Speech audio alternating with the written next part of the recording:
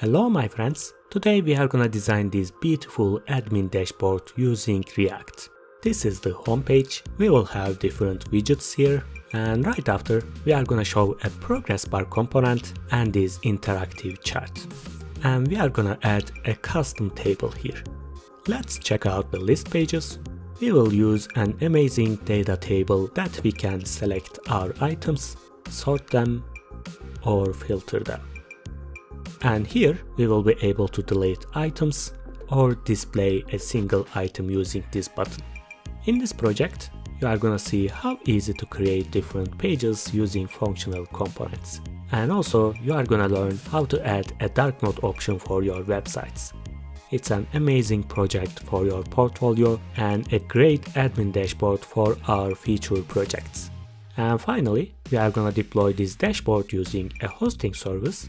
To do that, we will be using Hostinger, one of the most popular hosting providers and the sponsor of this video. It's really cheap, really fast. I've been using their services for a long time and I could say I never had a single issue. You can deploy 100 websites, you will have more than enough storage, and the best thing is you are gonna get a free domain and a free SSL certificate at this price. It's amazing. You can choose any time period here. And if you use the link in the description below or LlamaDev coupon code here, you're gonna get an extra discount. After choosing your payment methods and entering your information, it will be ready for deploying your websites. If you are ready, let's design this beautiful dashboard and deploy it here. Okay, I created my folder here. It's just an empty folder and I'm gonna create my React app. To do that, I'm gonna open my console. By the way guys, if you want to learn about VS Code shortcuts, like this terminal, like this sidebar or any other awesome shortcuts, you can check the card on the top right. There's an awesome video for that. Okay, I'm gonna create my React app. To do that, I will write npx create React app.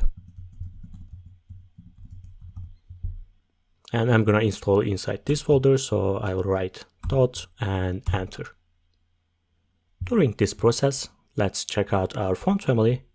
In this project, we are gonna use this font family, Nunito. It's a really nice font family, as you can see. Only thing you should do is choosing all those styles here and copying this link here. I will copy this. As you can see, it's ready. I'll go to index.html and I'm gonna paste my link here. Like that. Let's close here. And I'm gonna delete some unnecessary lines here, like here, here, here. Logo, we don't need that. And those comments. And this link, React admin app, and I'm gonna delete here. Okay, it's cleaner right now, but we are gonna use this font family. But before, let's see what's inside our app.js. This is the main.js file. When we run our application, it's gonna work. As you can see, there are some codes here. Let's start our application and see. I'll say yarn start or npm start if you are using npm. And it's opening a new tab here and it's gonna show my application. By the way guys, if you are already a follower of LlamaDev, I know we are doing same things again and again, but don't worry, there are some new things for you. You are gonna improve your design skills, you are gonna learn new styles, you are gonna learn React Router DOM, the new version, and some other things like SCSS, and our application is here. Let's come here and delete everything, and I'm just gonna write LlamaDev. Okay, as you can see, there are some default CSS styles here, that because it's in the middle of the screen. Let's delete them. We don't need icon, we don't need any logo, this file, robots, let's delete them. And in the source file, We don't need that. We don't need test. This CSS logo. We are gonna create our own CSS files. Let's delete them.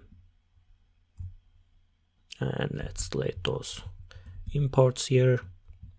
And inside index.js, we deleted this file, this CSS, and I'm gonna clean here. Okay, let's see. So what I'm gonna do is changing my font family. To do that, we are gonna need this CSS line. I will copy, and inside index.html, I'm gonna create here a new style. And for all documents, for all website, I'm gonna apply this font family. Let's check. As you can see, it has changed. And by the way, there's a space here and here. By default, there's a padding in our application. To prevent this, I will write margin 0. Like that. Okay, awesome. Let's close here. And this index.js. And let's decide which pages we are gonna need. Firstly, we are gonna have a login page, we are gonna have a home page, and in the menu bar, when we click on users, it's gonna show our user lists. When we click on products, it's gonna show us products list. Basically, we are gonna need some pages. Let's create, I will say, pages. First page will be login page. And let's create second one. It's gonna be home page, list page, and we are gonna be able to see our single products or single users.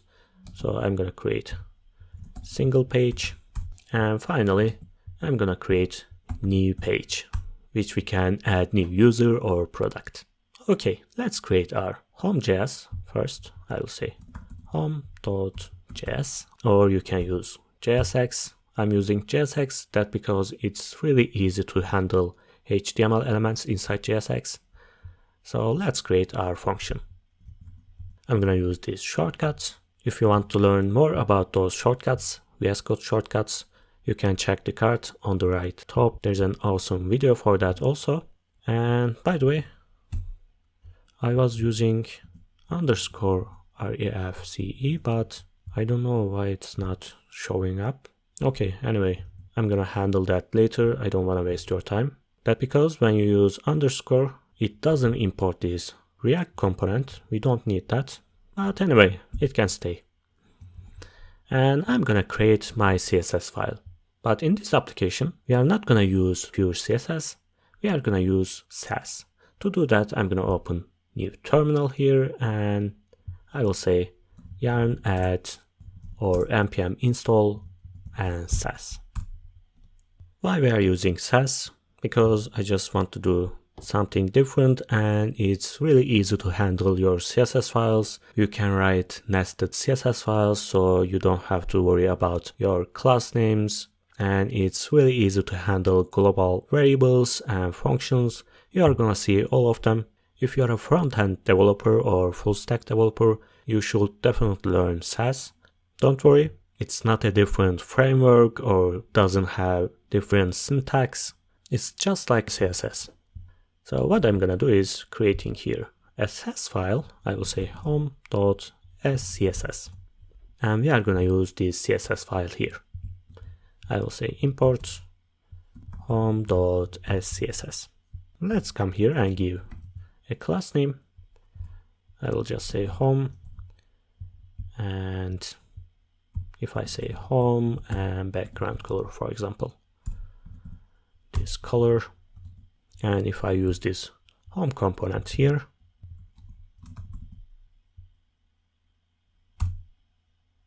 like that, let's see.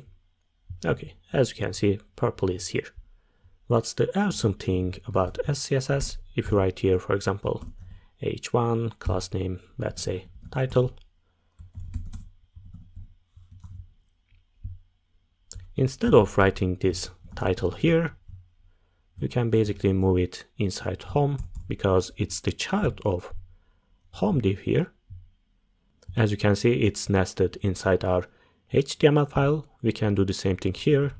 we can write nested, and I will say color white. As you can see, it works like that. Okay, let's delete here. I will just leave as home, and I'm gonna do the same thing for other pages here.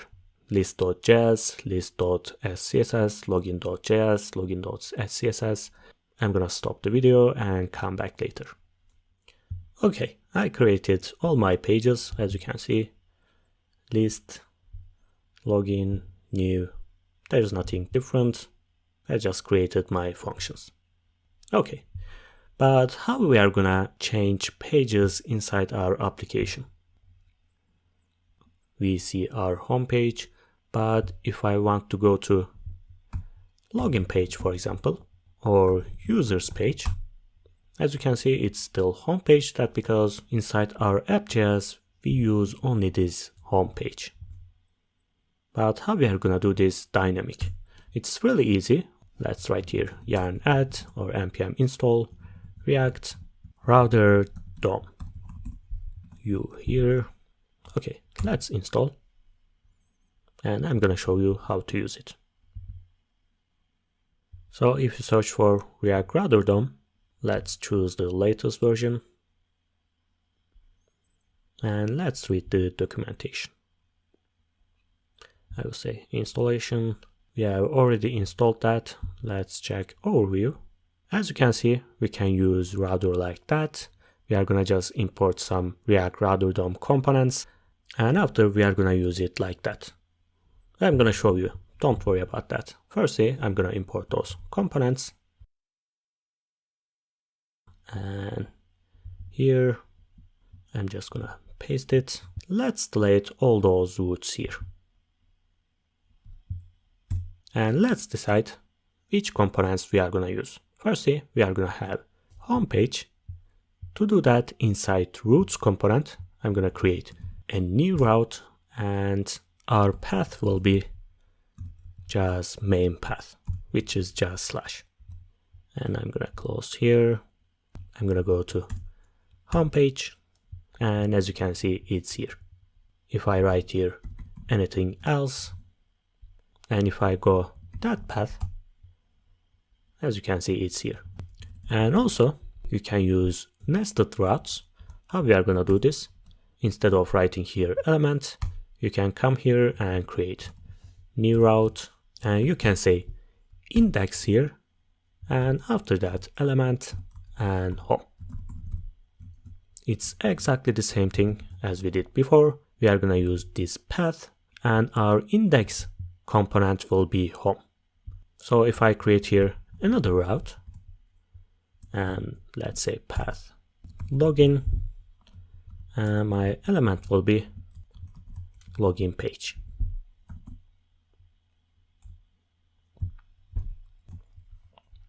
Of course, we should just import this component like that. Basically, it's gonna use this main path, and after this slash, whenever we write login, it's gonna go to this component. Let's see our home page. As you can see, if I write login, it's gonna go to login page. Perfect. So let's create others. I'm gonna use users, and I'm not gonna use any element here. I'm gonna write it as a nested route. For index, I'm gonna use my list component, list page.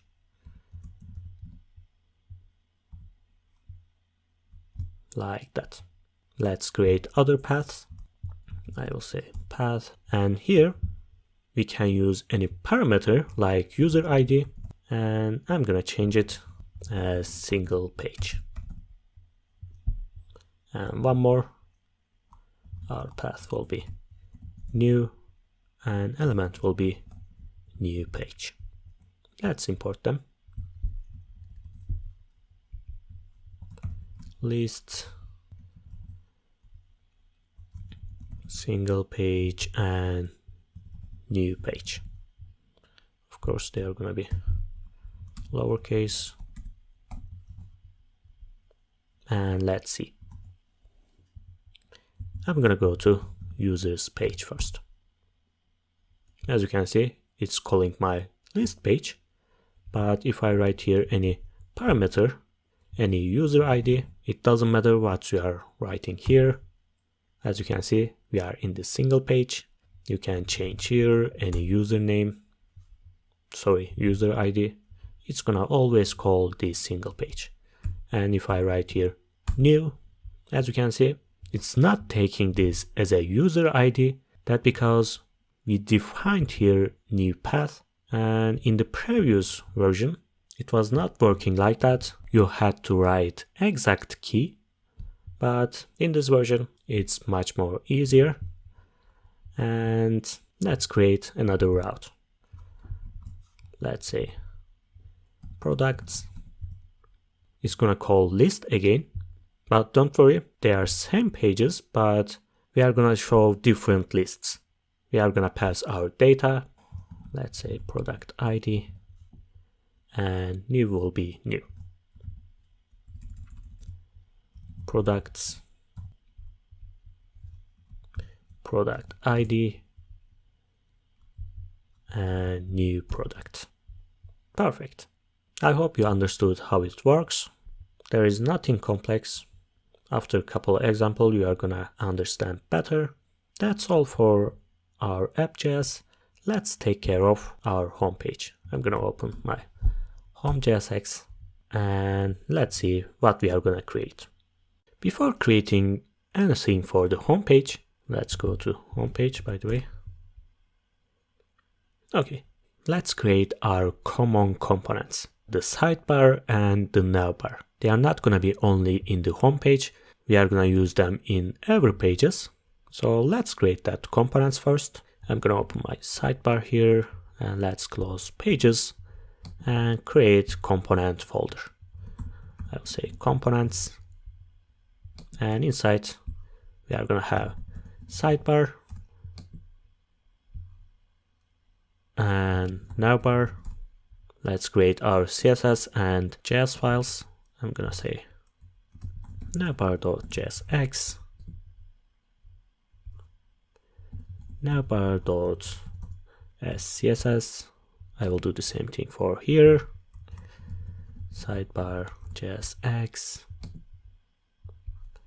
sidebar SCSS. Okay, let's create our function. Class name will be navbar, and I'm gonna import my CSS file here. Navbar.scss. I'm gonna do the same thing for sidebar. Let's close here, and it's gonna be sidebar, of course, lowercase. Let's write it here. I will say sidebar. I'm gonna import from my components. Let's close this. And as you can see, it's here. Perfect. So let's take care of sidebar. I'm gonna close here. And inside this sidebar, let me show you what we are gonna create. Firstly, we are gonna have our logo, and then we are gonna have our menu list. And finally, we are gonna create here another div which includes our color options, light mode and dark mode. To do that, I'm gonna create 3 lists here: top, center, and bottom. It's gonna include logo, list, color options. Okay, perfect. Firstly, I'm gonna create my logo. I will say span.logo. It's gonna be llama admin, like that. And inside center, I'm gonna create a list. It's gonna be ul, and let's say li, maybe span and dashboard. And I'm gonna create other LIs like that. Okay, we are gonna give some styles for them, but before, let's create our home container here. To do that, we are gonna go to home page, and I'm gonna create here home container. Let's say container. As you can see, our container is not here, it's underneath our menu. To prevent this, what I'm gonna do is using flexbox. I'm gonna make them horizontal. Remember, this is our main div, and inside it includes two children, sidebar and home container. If I make this flexbox, let's go to home CSS, I will say display flex, and right now they are horizontal. Perfect. And I can arrange their sizes using flexbox. What I mean by that, let's write here home container, and background color will be, let's say, light blue, and for the sidebar I will say background color light coral. As you can see, they don't have any custom size. What I'm gonna do is writing here flex 1, and for the container I will say flex 2. And as you can see, our container is twice bigger than our menu bar here. If I increase this, as you can see, 1 unit, 3 units. If I say 10, for example, it's gonna be much bigger. Let's make this 6. Okay, it's better like that. And I'm gonna delete those background colors. Okay, so I can close this homepage for now and take care of my elements. We have top div here, and inside we have logo. So I'm gonna come here and say top. Let's give height 50 pixels, like that. But how I'm gonna center this item? It's really easy. Again, I'm gonna use display flex, and if I say align item center, it's gonna center vertically. And if I say justify content center, it's gonna center horizontally also. Let me show you. I'm gonna say background color, and as you can see, it's in the middle of our top component, top div. And what about this logo? I'm writing here because its parent is top component. I can write this like that. I will say font size 20 pixels, and font weight will be bold, and let's change text color, and I'm gonna use this purple color, like that. And I'm gonna give some HR here. After top bar, I will say HR. As you can see, there's a line right now, but I can change it. It's really sharp. It's inside our sidebar, remember? It's not in the top bar. So I'm gonna write it here, HR.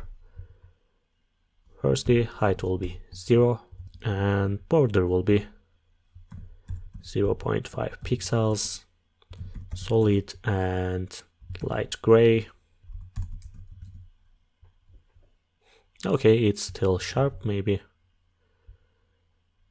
something like that. Okay, it's better right now. By the way, I can give some border for this sidebar also.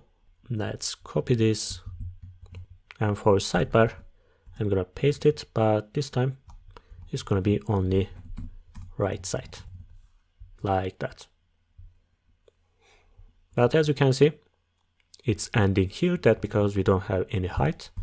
I will say minimum height 100 VH, like that. As you can see, it contains all screen and it looks better. Let's give background color. It's gonna be white. Why I'm giving this? That because we are gonna have dark mode here. When we change this color, it's gonna be black. When we change again, it's gonna be white. What about this center? After HR, I will say center, and I'm gonna give some padding left. It's gonna be 20 pixels. Okay, it's too much, maybe 10. Okay, and I want to delete those list styles. To do that, remember we have UL inside center, and list style will be none. And if you are using UL, it has custom margin and padding. To prevent this, I will just say padding 0, margin 0, and we are gonna have only 10 pixels here, which we gave for center div. Perfect. So what I'm gonna do now, I want to change those texts, that because we are not gonna have only text here, we are gonna have some icons. To do that, we are gonna be using Material UI. If you search for Material UI icons, there are tons of icons, and also we are gonna use its tables here. As you can see, basic table, some data tables, and it's awesome. We are gonna use it later. Let's come back these icons. But how we are gonna use material icons? If you watched my Material UI tutorial, it was version 4, but they upgraded to version 5, and also they changed their names. It's only MUI right now, so there are some changes.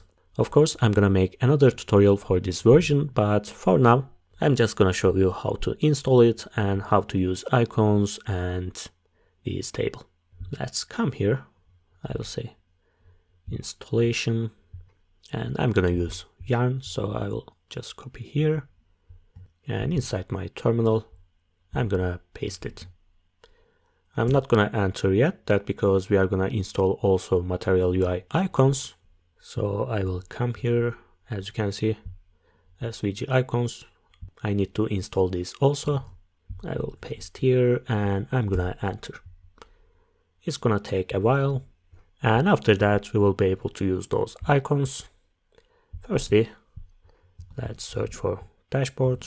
Okay, this is nice. I'm gonna just copy this icon. Let's shrink this here, and I will come here. I will paste it like that after CSS, and I'm gonna use this before this text like that. Let's come here and check. Perfect. I will do the same thing for others. It's gonna be users, products, orders. Let's create more. Stats, notifications, system health,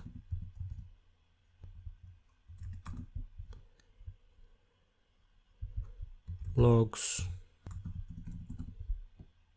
settings, profile, and logout. And I'm gonna find other icons here. For example, for user, you can choose any of them. You can choose outlined versions. For example, this one. Only thing you should do is using this component. So I'm gonna do for others. I don't wanna waste time again. It's gonna take a while. And after that, we'll continue. Okay, I created all those icons. And what I'm gonna do is adding some additional titles here. For example, for this dashboard list item, we are going to write here a title. For these lists, we are going to add other title. For these settings, for this user profile and logout, you will see what I mean by that. I will go to this li, and before this li, I will just say p tag, and let's say title. Oops. And let's say main. And for those lists, I will say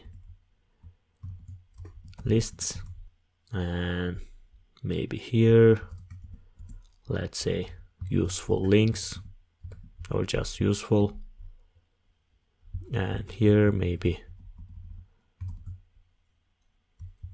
service, and finally user. Okay, it's much better. Of course, we are going to give some style for them. By the way, guys, I added a class name for those icons. As you can see, it's just icon. And let's take care of them. I will open my sidebar here, and inside this list, firstly, I'm going to say title.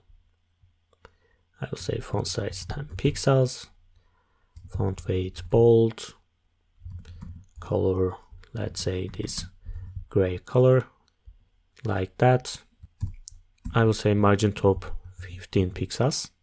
It's gonna give margin here and maybe a little bit for bottom. Margin bottom just 5. Okay, perfect.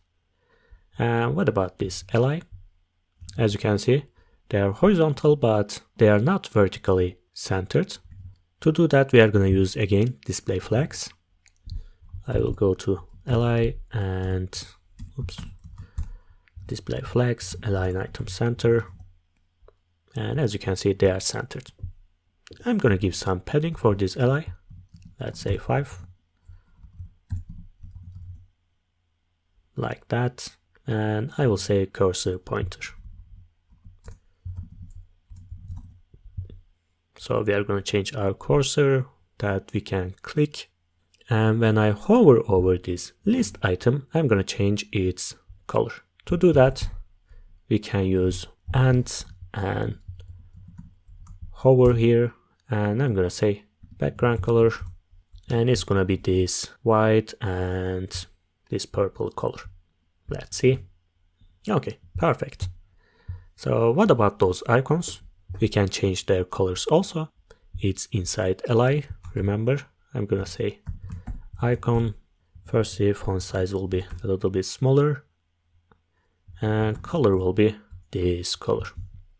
By the way, guys, we can create some global style file and use those colors as a variable, but we are gonna do this later. Don't worry, we are gonna use dark mode and light mode, and you are gonna understand how we are gonna use them like that. And for the span, remember it includes our texts like dashboard, users, and some others. I will say font size 13.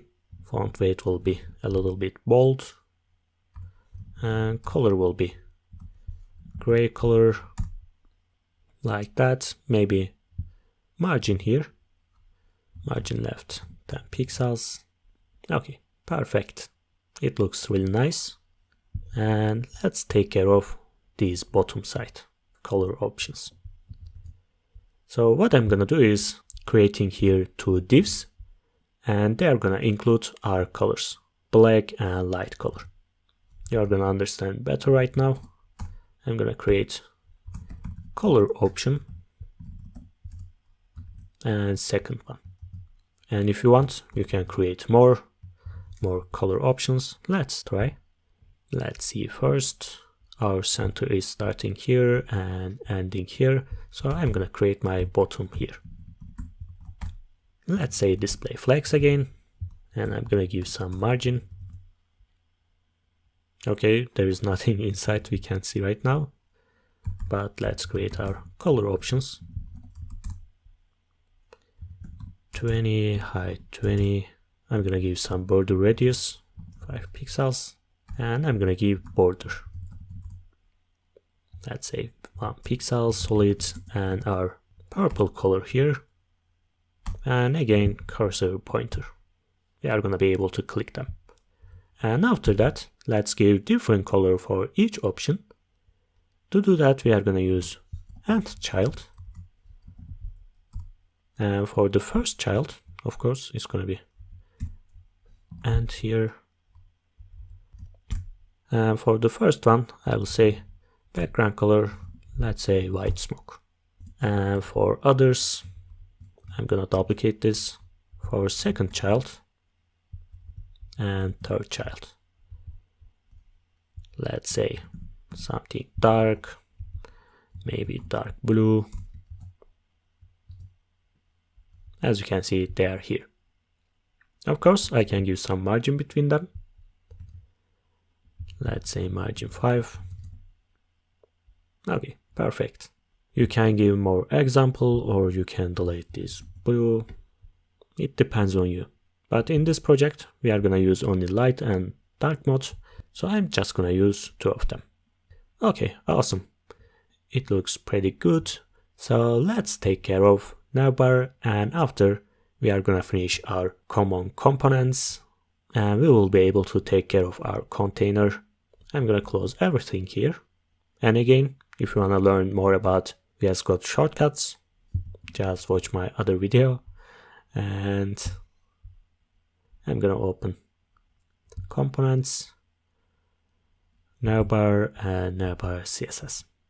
Okay, let's close again. Inside the navbar, I'm gonna create a wrapper. That's because I'm gonna give some padding, and I don't wanna destroy this navbar container. By the way, our navbar is not here. I forgot writing this inside our home page. Let's come here, home page, and inside home container, I'm gonna say navbar, and after home stuff, home container. Let's import this navbar.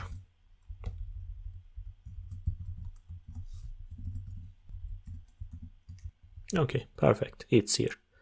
So inside this navbar, I created a wrapper, and inside this wrapper, we are gonna have two items. First one will be our search bar here, and second one will be on the right side, and it's gonna include our icons. Let's do that. I'm gonna create a search div here, and inside I'm just gonna create input, and let's give placeholder search, and it's gonna include an icon. Again, you can go to Material UI and choose your icon, but I've already chosen, it's gonna be this one, and I'm gonna paste it here. Let's see. Okay, perfect. Of course, we are gonna use display flags, but they can stay for now, and we can handle our other icons. After this search bar, I'm gonna create items div, and I'm gonna write each item here. Let's write here our icon, and it's gonna be language option like that. Let's see. Okay, perfect. This is our first item, and I'm gonna create other icons. Let's import them. I'm gonna duplicate this, but this time it's gonna be just one icon. Let's copy and paste them like that, and I'm gonna duplicate this and change icons here, here,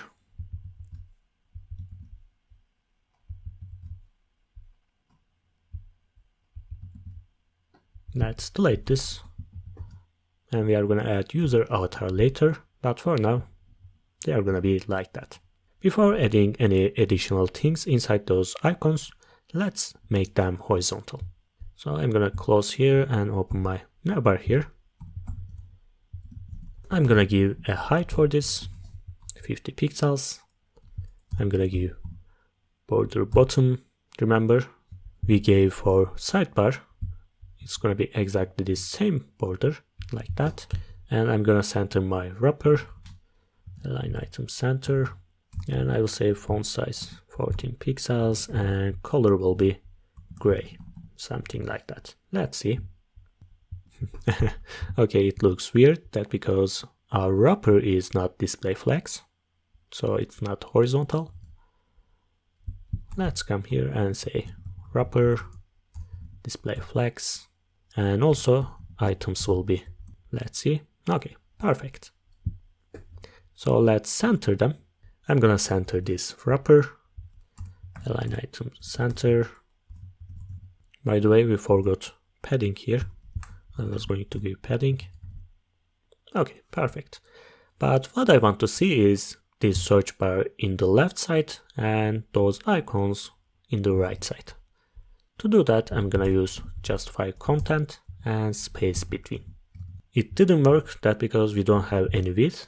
I'm gonna show you like that. Background color, this purple. As you can see, it's ending here, but if I say width 100%, it's gonna contain all our navbar here, and it's gonna move those items here.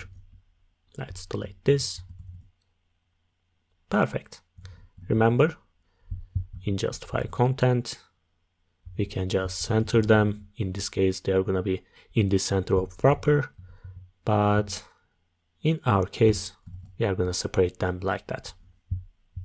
Let's center those items also. I will come here and for search bar, display flags, align item center, and I'm gonna give some border, solid and light gray, like that. I can give some padding and we can see better. Okay, like that. I'm doing this border that because I'm gonna delete this input border. Let's come here and say input. I will say border none. As you can see, it disappeared. But if I click here, we are gonna see this outline. To prevent this, I'm gonna write here outline none also. And I'm gonna give background color and it's gonna be transparent. I'm doing this that because in the dark mode, if I don't give transparent, it's gonna be still white. Let me show you. I'm gonna say background color, let's say black. And if I don't write this, as you can see, it's black, but our input is still white. If I do that, it's gonna be black also. Perfect. And this search text is, I don't know, it's really big. To prevent this, I'm gonna use placeholder here. We can change placeholder also. And font size, let's say 12. Like that. Awesome. So what about those icons? I will say align item center. And for each item, again, display flags, align item center. In this case, they are going to be centered vertically. And I'm going to give some margin. Like that. And I can make those icons smaller. To do that, I'm going to give some class name here. Class name. Let's say just icon. I'm going to copy this. Here.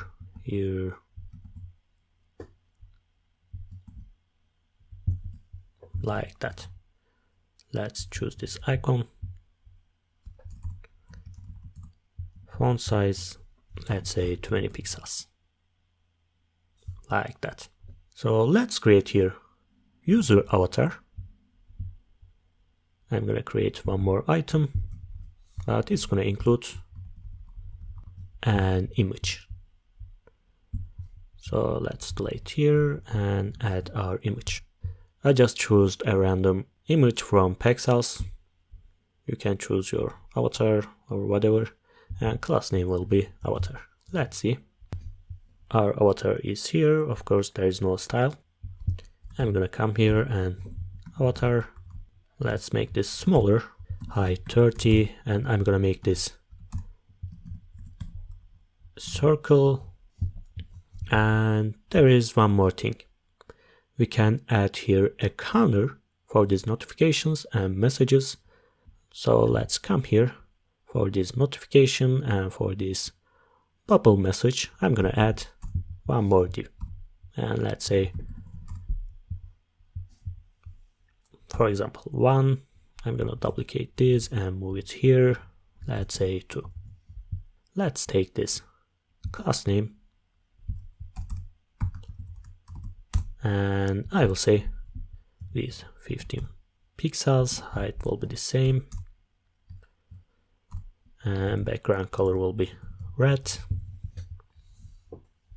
As you can see, let's make this circle 50%, and text color will be white. Those numbers will be white, like that. Of course, we can center them. You know what we are gonna do.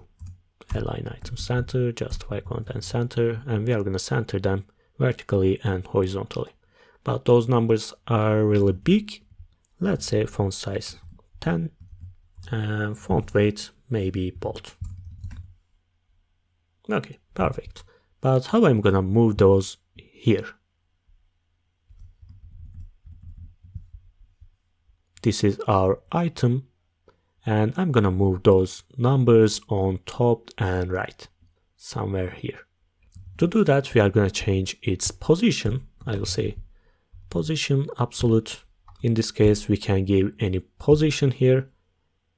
I will say top 0 and right 0. We are going to change them later. I'm just going to show you right now.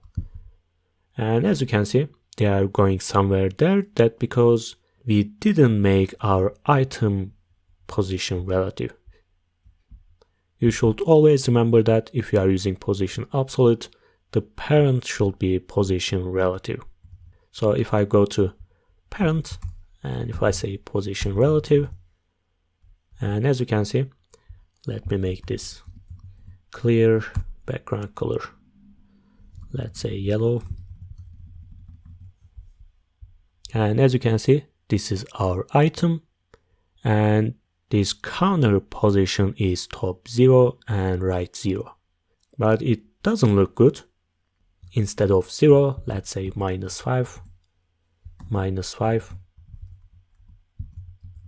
And as you can see, it's perfect right now. Let's delete this color. Okay, awesome. It looks pretty good. So we finish our sidebar and navbar, and we can focus on our home container. So let's create 4 small widgets here.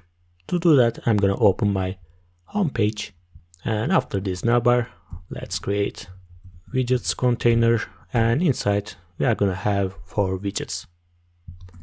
So I can create new component here. Widget. Let's create JSX file, CSS file, and I'm gonna open, by the way, it's gonna be SCSS, of course. Let's say function and import our CSS file.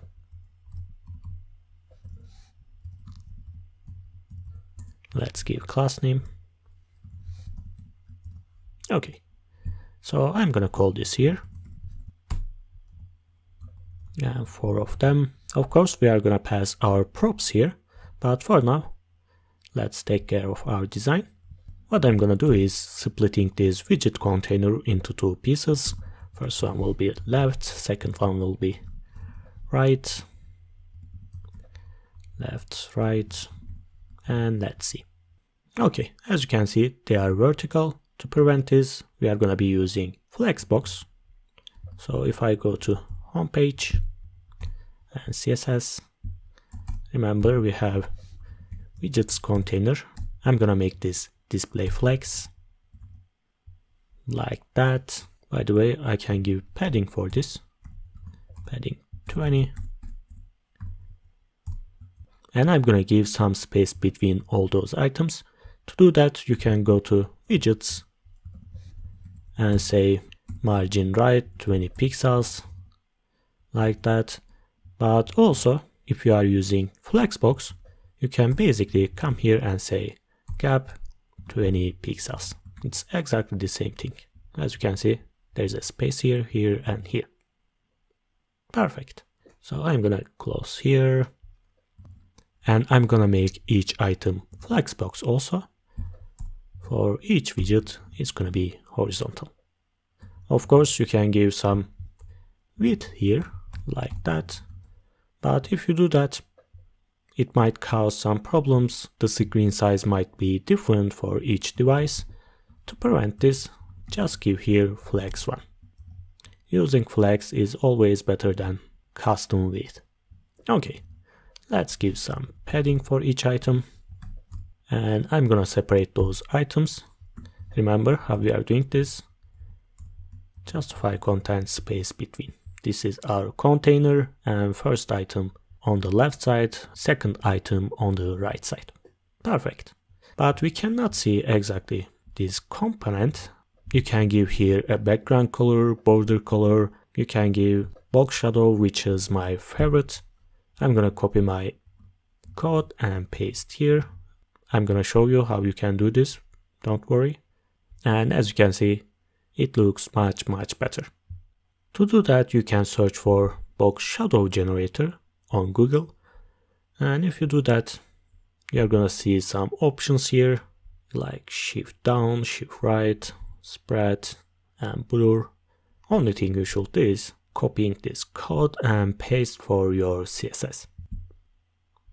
Okay, maybe border radius here, border radius 10 pixels. Okay, perfect. Let's give some height, like that, and let's write our actual texts. For the left side, we are gonna have 3 items, our title and number here, and finally a link. Let's close this sidebar, and I will say span title, let's say users, maybe uppercase. Okay, and second one will be, let's say corner, any number here, and finally see all users. It's gonna be our link. You can say link. And for the right side, I'm gonna write some percentage here, and finally on the right bottom we are gonna add our icon. For the user, it's gonna be user icon. For orders, maybe shopping cart icon. It's gonna be like that. Let's do this. For the right side, I will say percentage 20%, for example, but also I'm gonna add an icon here which shows if it's positive or negative. Material UI icons, and search for up, for example, and we can use this one. Let's import and use it. And finally, after this percentage, we are gonna add our actual icon. I'm just gonna copy and paste that. I'm not gonna search for it. It's exactly the same icon which we have used for our menu, and I'm gonna give class name icon. Okay, let's take this here. As you can see, title, our number and link, but they're horizontal in this case. Let's make them vertical. I will say left side and also right side.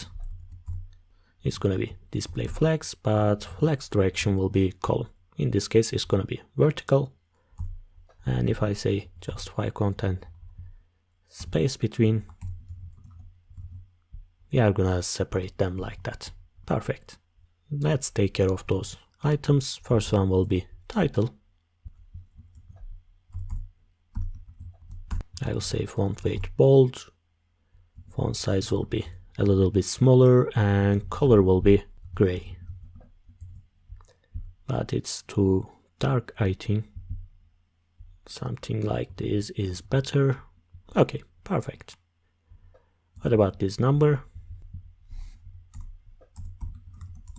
Font size 28 and font weight will be thinner, like that.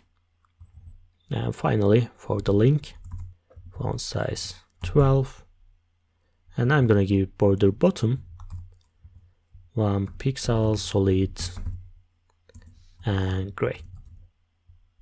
Okay, perfect. All users.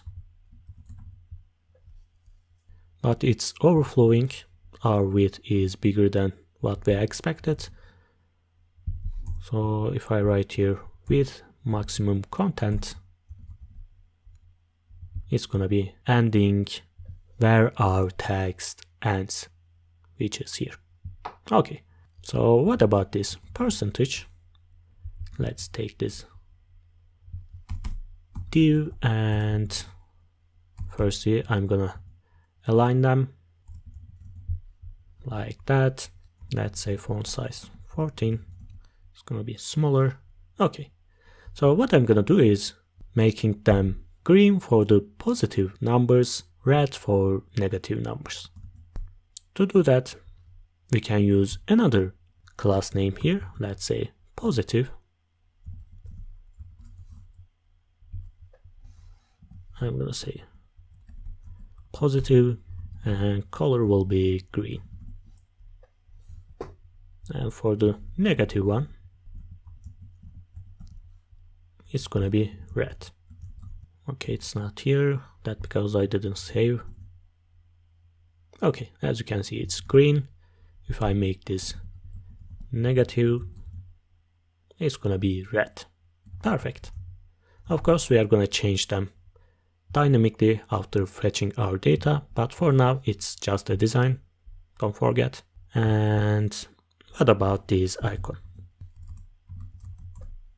Font size will be 18.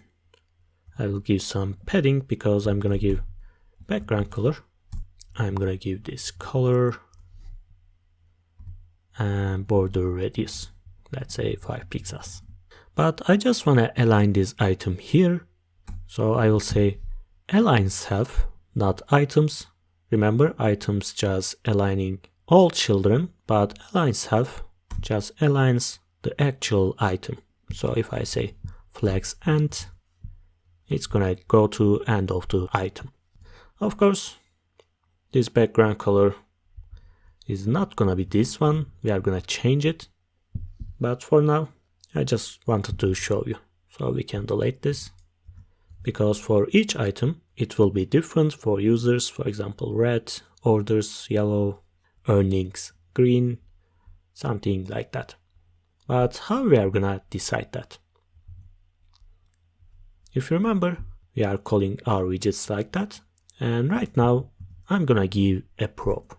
Let's say type. And we are gonna write here something. For the first one, it's gonna be user. Second one, order, earnings, and balance. Okay, let's take them here as a prop.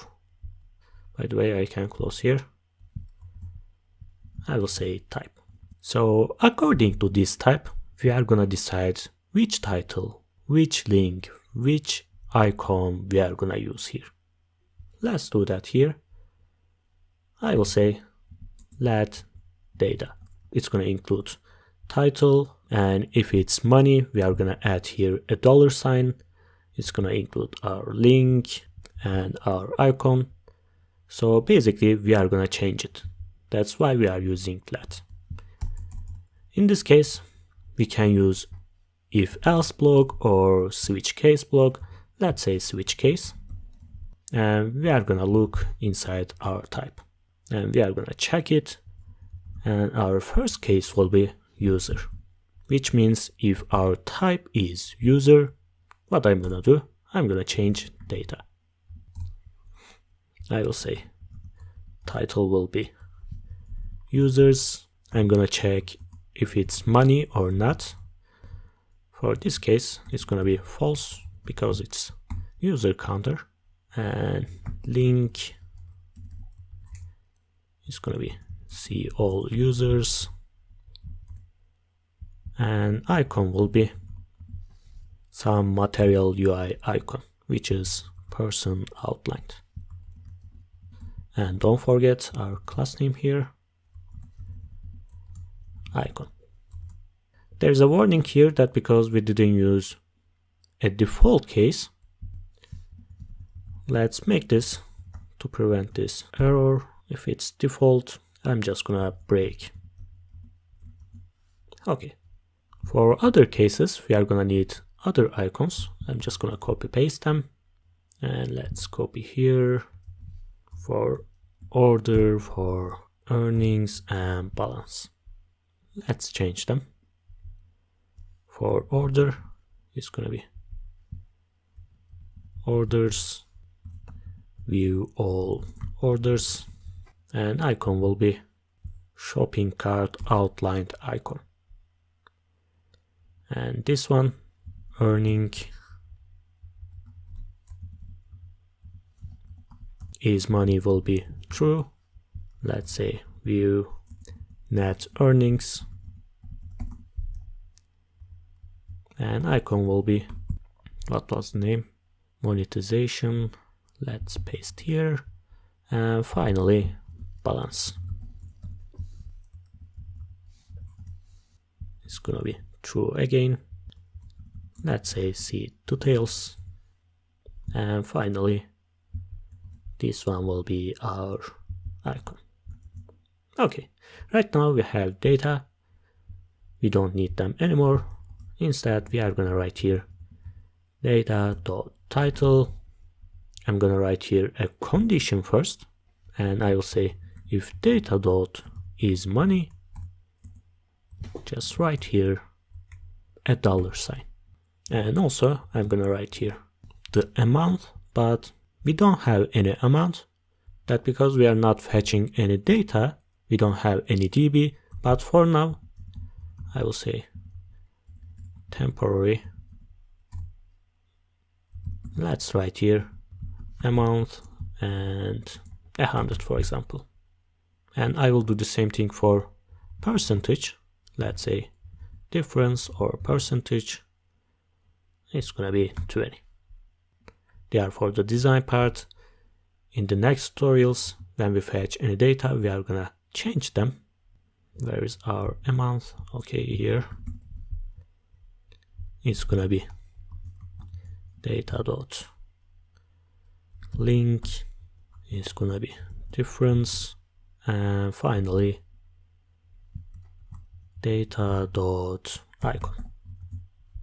Right now, let's see what we have. Okay, something is wrong. Okay, there is a typo here.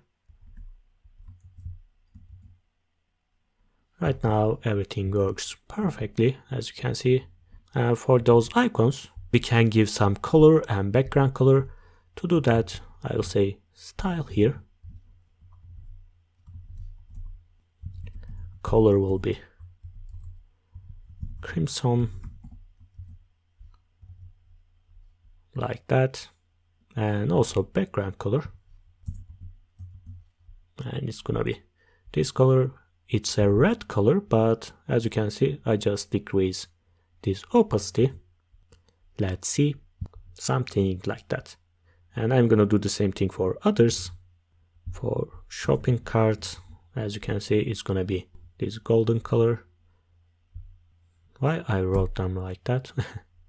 Okay, like that. And finally this one, and it's gonna be purple. Let's see. Okay, it looks pretty nice. So underneath those widgets, I'm gonna create a container here which includes two chats. First one will be our daily earnings, and second one will be a little bit bigger, and it's gonna show us our earnings which are made in the previous 6 months. Let's do that. I'm gonna close them and open my home page. Oops, not CSS. Okay. I will come here and say charts container, and inside we are gonna have two components. Let's open our sidebar and create two components. First one will be featured chart and normal chart. Let's create here our JSX as CSS, and I will do the same thing for chart.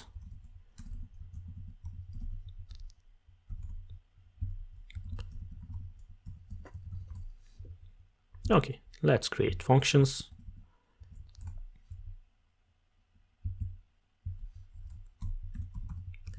Chart CSS, like that. Okay, I can close here. I will say featured. I will close here also and create my function. Class name will be featured, and I'm gonna import my CSS. Okay, let's call them here. First one will be featured,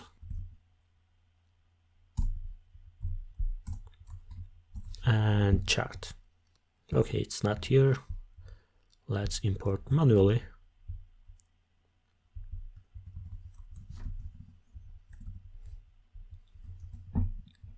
Okay, let's see. Okay, what I'm gonna do is giving same style as we did here for this widgets component. To do that, I'm gonna open my CSS and I'm gonna add here charts like that. As you can see, we have some paddings, but I can change this top padding. It's too much, I think. So I can come here and for charts, change the padding for top and bottom 5 pixels, left and right 20 pixels. Okay, it's much better. Firstly, let's separate them. As you remember, it was display flex. So I can do the same thing as we always do. I'm gonna separate them. Featured CSS and let's say flex 2. And for chart component, let's say flex 5. And I'm gonna give same box shadow here. Let's see.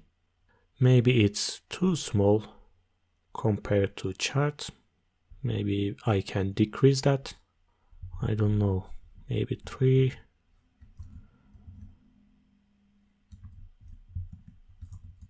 Okay, it's better. Let's close everything and open again. Firstly, I'm gonna give a padding. And after that, we can create our HTML elements. So what we are gonna have here? Remember the introduction. We are gonna have a title here, and I'm gonna add a vertical menu icon. And after that, we are gonna have a circular progress bar here, which shows us how much money we have made today. And finally, we are gonna have 3 items, which shows our target, last week revenue, and last month revenue. Let's do that. For title and icon, I'm gonna create a div, and for others, it's gonna be bottom. Let's write here a title, total revenue. And after that, it's gonna be an icon, of course, component, like that. But I wanna make this smaller. To do that, you can give a class name and arrange the font size, but also you can write here directly font size small, like that. Let's make this top display flex, and we are gonna separate them. Align item center, justify content, space between, and font color will be gray. Like that. Let's decrease this font size. I will say title, font size 16, and font weight will be 500, like that. So what about bottom? Firstly, we are gonna have our progress bar. Firstly, I'm gonna make a container for that. Let's say featured bar or chart, whatever you say. And inside this, I'm gonna create a progress bar. To do that, I was going to use pure SVG, but I decided that using a library might be easier here because it's gonna take so much time to explain you everything about SVG. But if you wanna learn more about SVGs, if you wanna design your charts, your animations using SVG, you can check the description in the below. I have an awesome course for that. But for this example, we are gonna use a library. To do that, I'm gonna open my terminal and say yarn add react circular progress bar. It's a really lightweight progress bar. It's really easy to use. And it's ready. Let's take this here and import our circular progress bar here. Only thing I should do is writing here my bar component, and inside I'm gonna say value is gonna be 70%, and I can write here any text, and it's gonna be 70%. Let's see what we have. As you can see, it looks empty. That's because I forgot importing its CSS file. Let's come here and import that. And let's see right now. Okay, perfect. You can arrange this stroke width, by the way. Let's say stroke width 1, for example. We are gonna change it. As you can see, it's really thin right now. If I say 5, it's gonna be enough. Okay, perfect. Of course, it's really big, but we are gonna handle that. But before, let's write here our details. I'm gonna open p tag. It's gonna be title, and I'm gonna say total sales made today. And one more is gonna be a month. Let's say 420 and a month. And one more is gonna be description, and I'm gonna write here some description like that. Let's see right now. Firstly, I'm gonna center them, and after I'm gonna resize this chart container. Let's open up featured CSS, and inside bottom I'm gonna say padding 20, display flags. Of course, flags direction will be column, it's gonna be vertical, and align item center, justify content center, and they are gonna be centered like that. I can give some gap, 15 pixels, like that, and let's resize this. Remember, featured chart, it's our container. I'm gonna say 100, 100, and it's gonna be smaller. Perfect.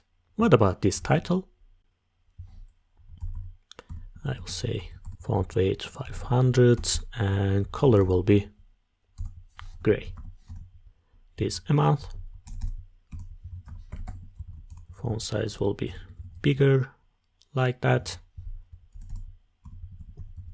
For the description, it's gonna be thinner, font size 12 and color again gray.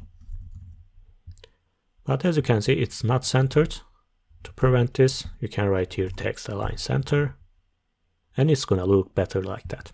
What about those items which I have mentioned? We are gonna have 3 items here: target, last week, and last month. Let's create that. After this p tag, I'm gonna say summary, and inside 3 items. Let's create first one, and then we can duplicate.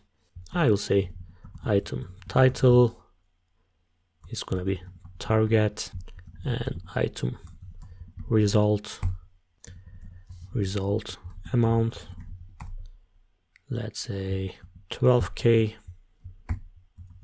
And of course, again, we are gonna use down or up buttons like that, and it's gonna show us if we are behind the target or not.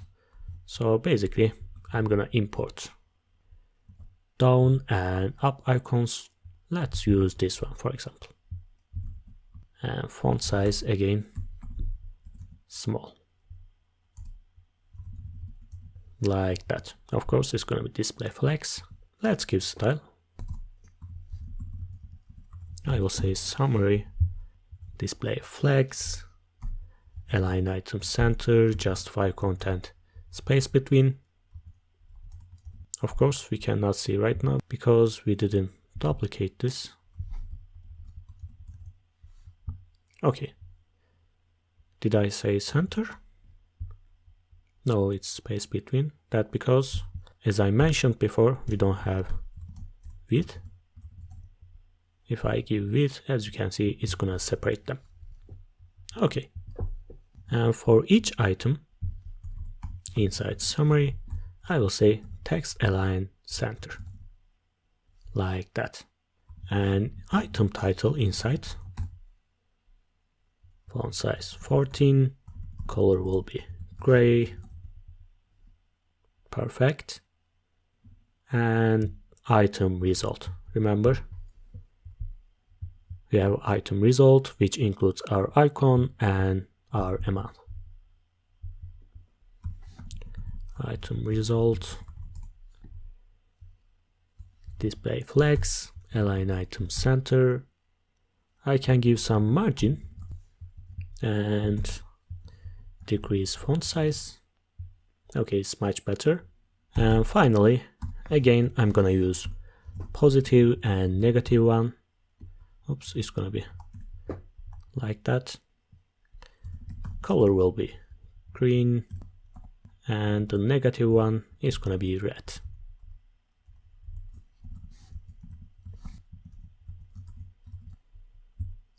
Let's try.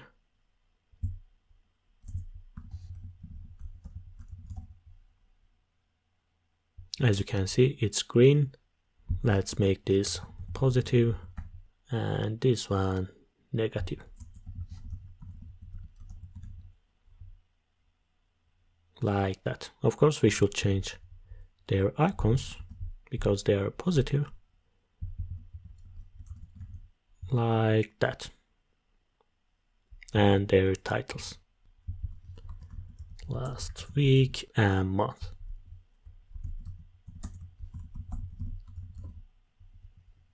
You can change the numbers also, but for now it's enough.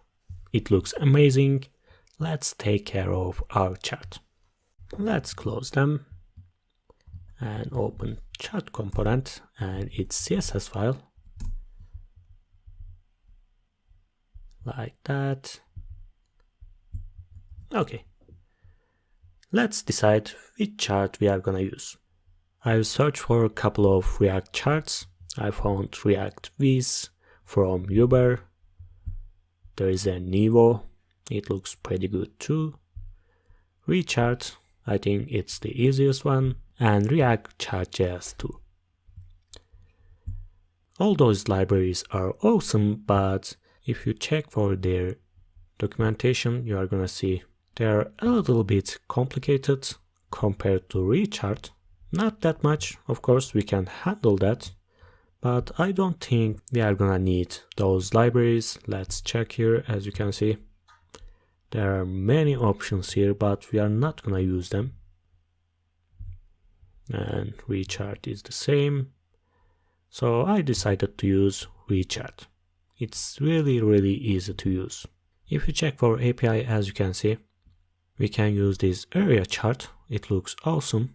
Only thing we should do is giving our data here inside our component and defining our data key. You are gonna understand better right now. Let's install our library. I will say yarn add recharts. As you can see, it's really lightweight. It didn't take that much time, and let's see how we are gonna use it. I'm gonna come here and click on examples, and we are gonna use simple area chat, and here this is how we are gonna use it. Firstly, we are gonna import those components like that. By the way, I'm gonna close here. We are gonna take care of this later, and after we are gonna have a data. Of course, we are gonna change it. Don't worry about that. Let's write it here, and finally we are gonna use this area chart. I'm gonna delete this and paste here. Let's see. Okay, it's here, but it's not exactly what I want. I just wanted to import linear gradient one. Let's check here. Okay, we are gonna use this one. I will copy and I'm gonna change here.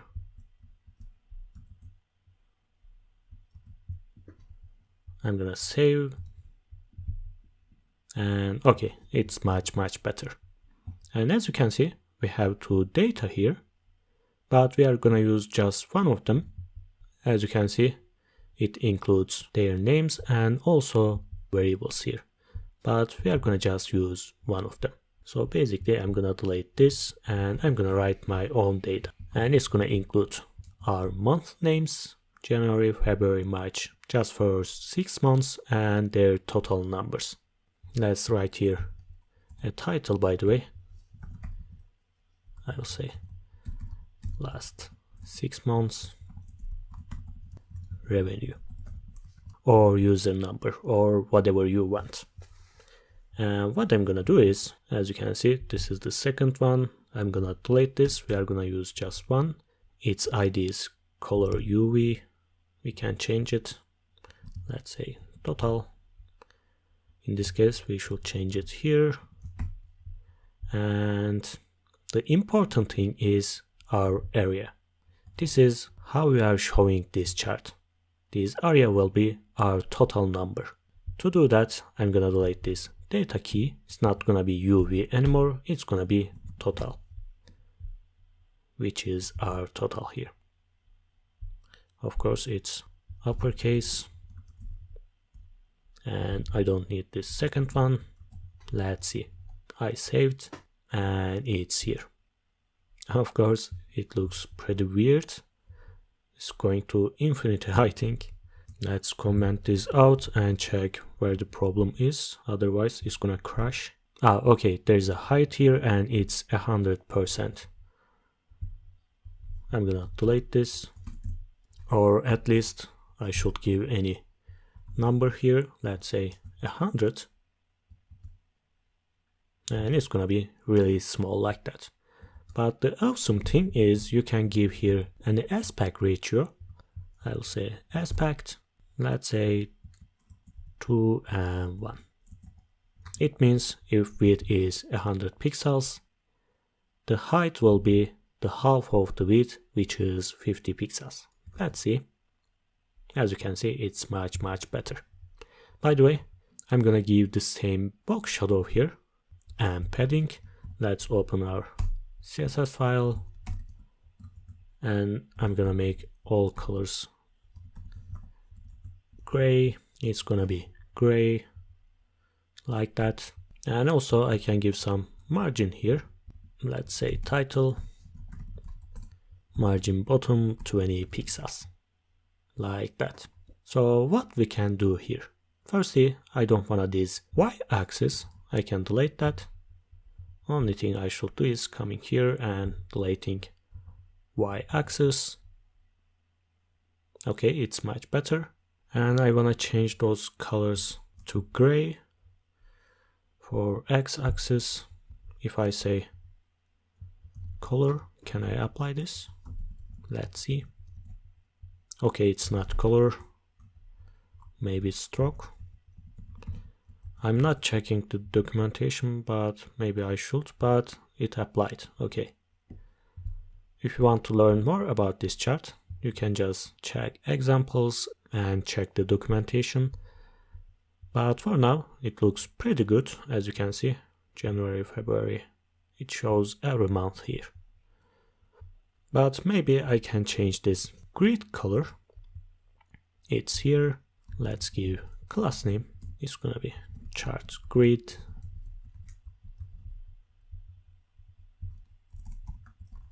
And I'm gonna give a stroke.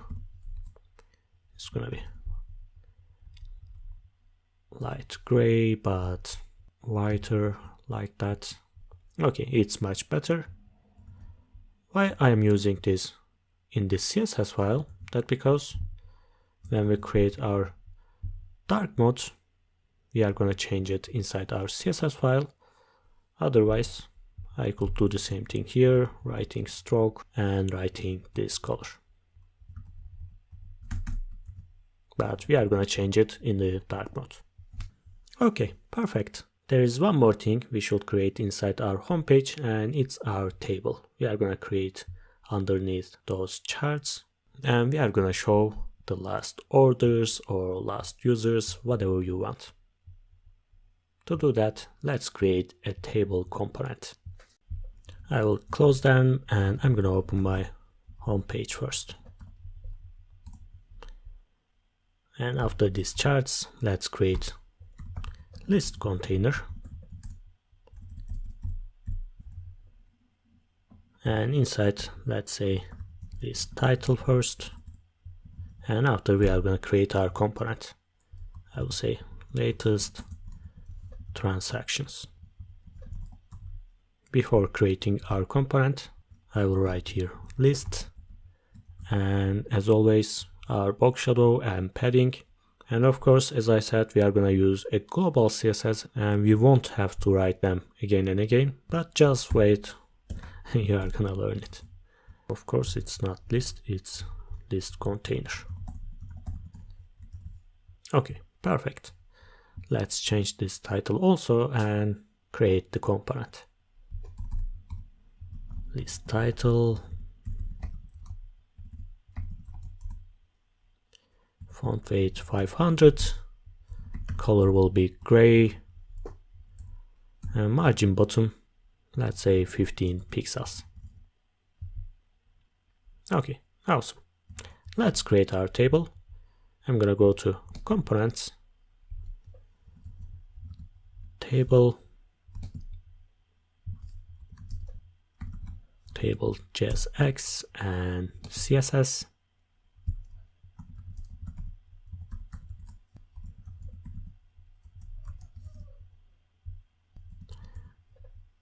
My function quickly.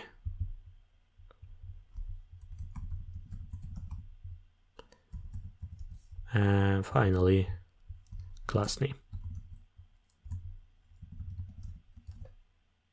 Let's close everything and open again. And this sidebar. Okay, we are ready. Let's see first. Of course, we didn't add inside homepage. After this title, I'm gonna call my table.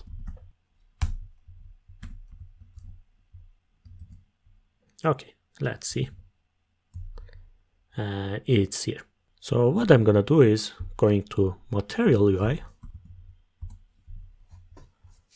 Okay, this one is icons.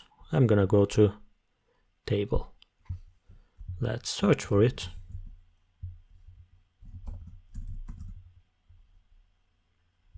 Okay, it's here. As you can see, we are gonna use this basic table. Let's see what's inside our code. We are gonna need to import some components here, and after that we are gonna have some data. Of course, we are not gonna use any groceries. We are gonna use our own data, and after that we are gonna apply them. Firstly, I just wanna copy and paste my data, and I'm gonna show you what we are gonna use. I'm just gonna copy and paste, and as you can see, there are some products here. They have ID, product title, image, the customer who buys this item, transaction date, amount, payment method, and status. Like that. We are gonna use this data. So let's import our table components. I'm just gonna copy here and paste here. Of course, we can use HTML table, but it's really easy to use. If you don't want to use Material UI, you can check my pizza ordering application tutorial. I just used their pure HTML. And after, we are gonna have rows, we already have, and we are gonna use them like that. And I'm gonna explain everything right now. Let's actually delete this. Class name was table, but we can write it here, doesn't matter. Class name will be table. Okay. As you can see, they are gonna be our titles. Those titles here. We are gonna change them. Let's see what we are gonna have.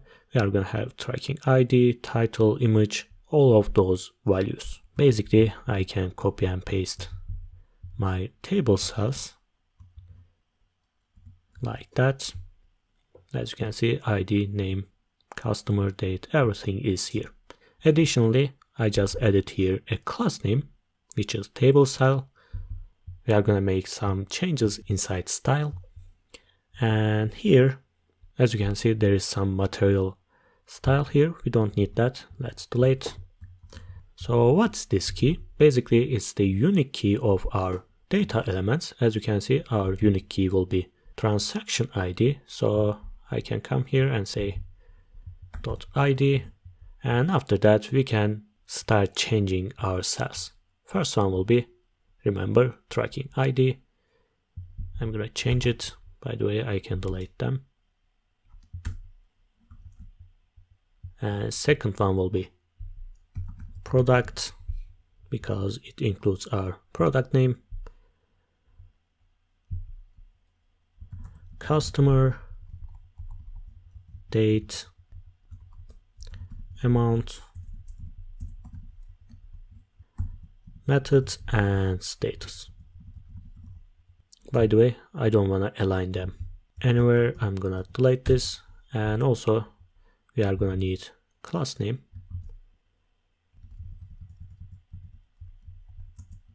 Like that. Let's see what we have. I'm gonna go to my app, and there is a problem here. Table has already been declared. Okay, we are using table here, and also component name is table. Let's change it. It's gonna be list, for example, and list, and it's here. Perfect. So I'm gonna make some changes here. Firstly, I don't wanna just show here product name. Also, I wanna show its image. To do that, I'm gonna come here, and as you can see, this is our product cell. What I'm gonna do is returning a div here. Let's say cell wrapper, and inside we are gonna have image, and source will be row.image, this image, and after that row.product, which is product name.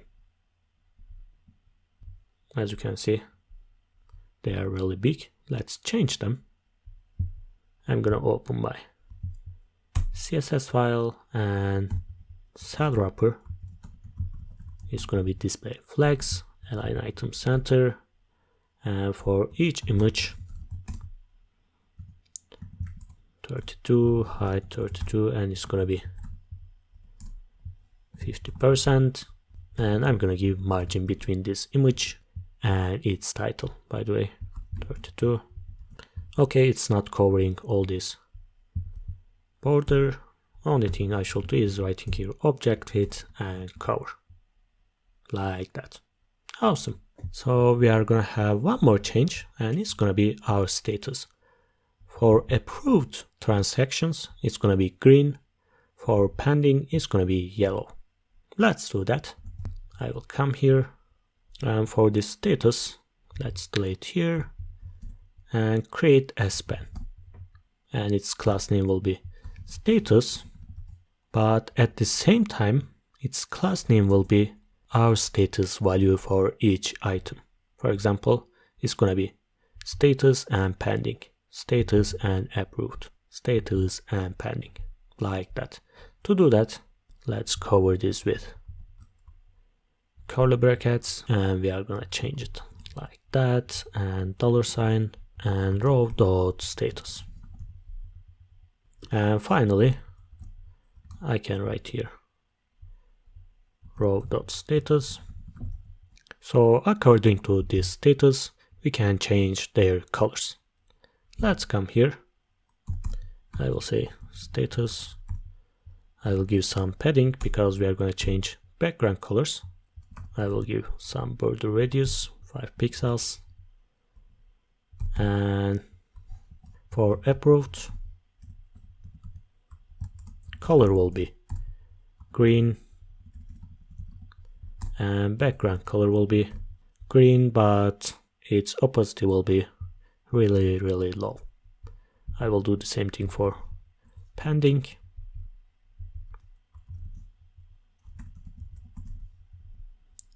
Color will be goldenrod, and background color will be again something yellow, but opacity will be that low. Let's see. As you can see, they are green and they are yellow. Perfect. So it's a nice homepage. I think we finished our homepage. Let's take care of our users, products, orders, or any other lists here. Okay, I'm gonna close them, open my sidebar and list page. What I'm gonna do is giving a class name, and it's gonna be list.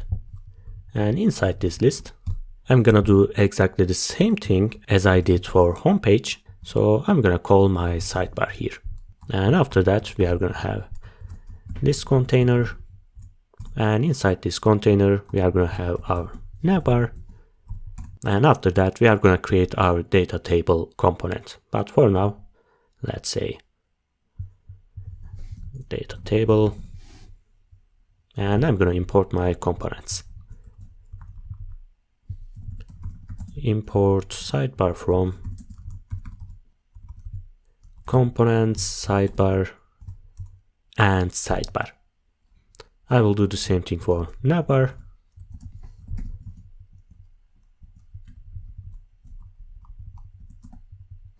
Okay.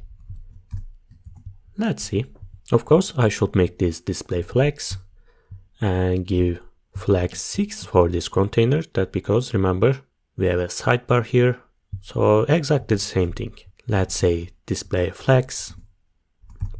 I'm gonna make sure that it's 100%, and after that, list container is gonna be flag 6. Let's close here, and let's see what we have. I'm gonna open up users, and perfect. Let's create our data table component, and after that we are going to import Material UI data table. Let's close pages and all those components. Okay, let's create new one.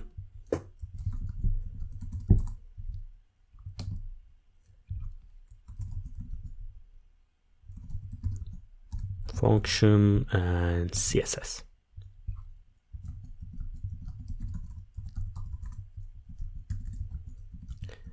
I will create this in advance, and let's create function.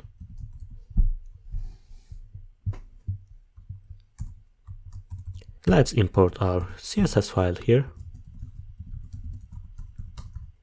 Okay, it's ready.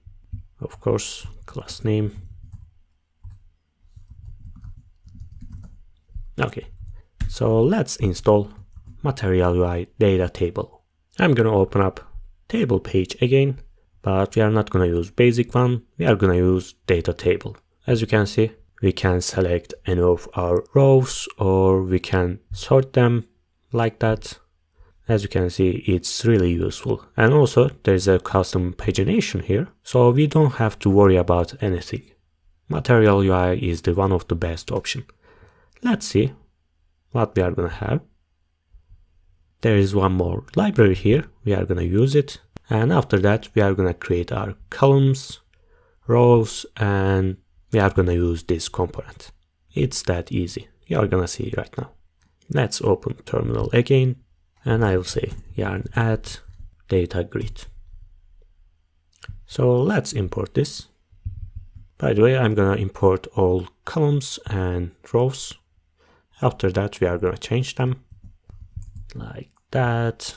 Let's close here, and I'm gonna use this data grid. Let's see, but before we should import this table here. Of course, I'm gonna call my component, and that's all. Let's see. I'm gonna close here. Okay, it looks empty. That because we didn't give any height, I think. Let's try. I'm not sure that's the reason or not. Let's give here actually height 500, for example. Okay, that's the reason. Maybe let's say 600, and I'm gonna give some padding. Okay, awesome. As you can see, it looks pretty good. We don't need to arrange any option here. It's gonna sort like that. So let's check how it works. I'm gonna come here and close my sidebar. Okay, as you can see, we have rows and columns here. Rows basically represents our data, as you can see, each row will be different user like that. And column will be what we are gonna show in our data table. First one will be ID, header name is uppercase ID as you can see, and its width is 70 pixels. And as you can see, it's here, 70 pixels, header ID, and it represents ID, which is inside our rows, those IDs. Exactly the same thing for others, field first name, which is those first names, and header name will be first name, and it's here, and it's width. And as you can see, you can combine any properties inside your rows. You can do this using value getter.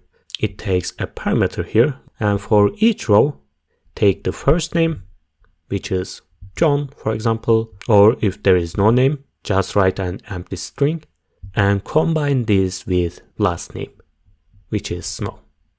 Cersei Lannister, Jaime Lannister. Let's see, it works like that. And also, instead of value getter here, you can use render cell. It's gonna take again params, and we can return whatever we want. Let's say return any HTML element here. I'm gonna say span params.row and let's say last name, and I'm gonna create here one more span and age, for example, maybe p tag.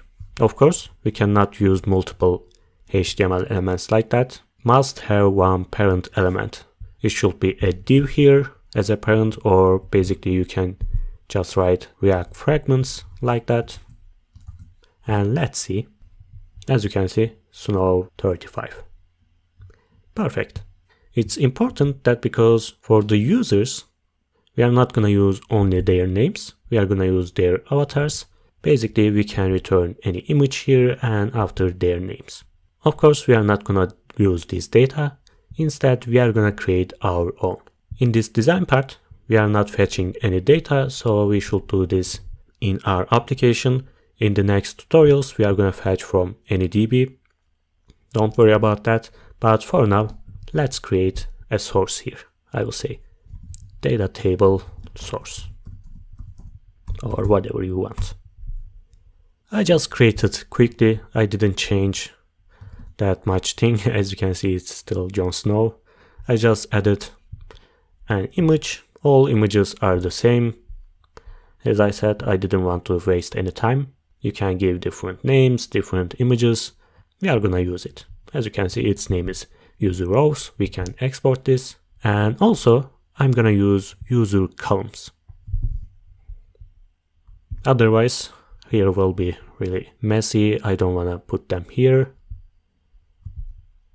Let's put it here. I'm gonna say export const user columns. And first one will be exactly the same thing. It's gonna be ID. Oops. We don't need that. Okay. And second one will be user column.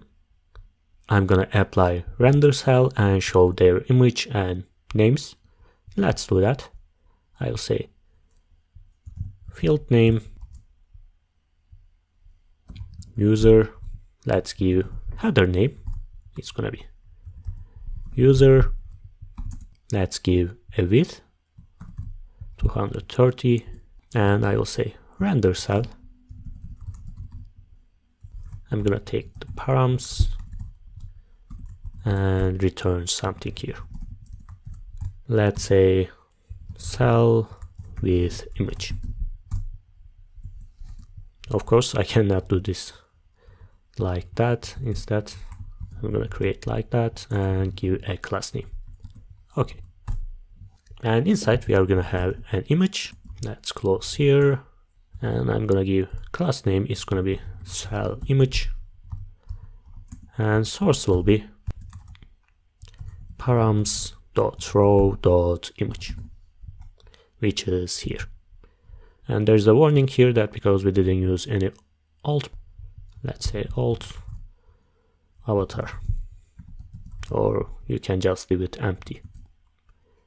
And after that we are gonna use image, their names, just use it here, params, row and username, and it's in here. Let's try this. Actually, I'm gonna import this and this, so let's delete them. Okay, I will say import user columns, user rows,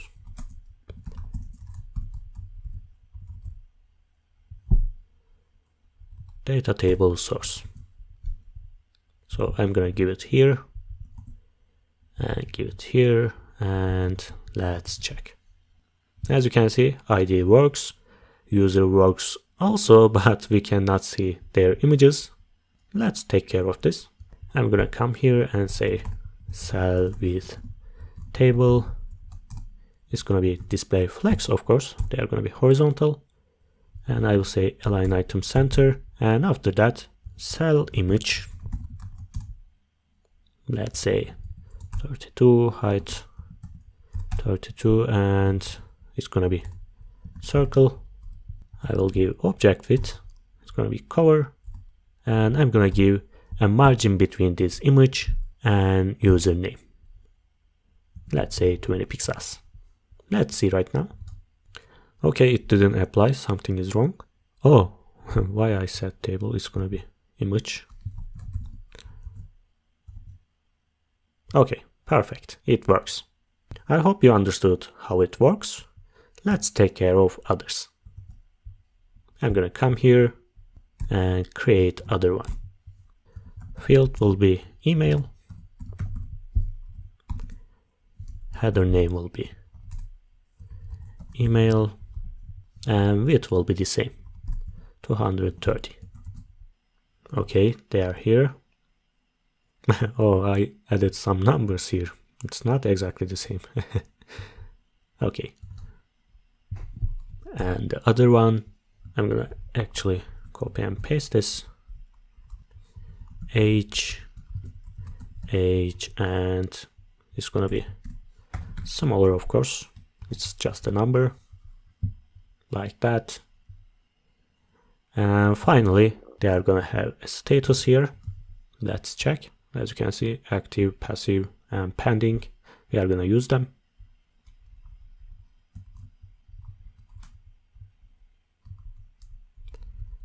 Let's say status, header name will be status 160, and we are gonna return again a cell render.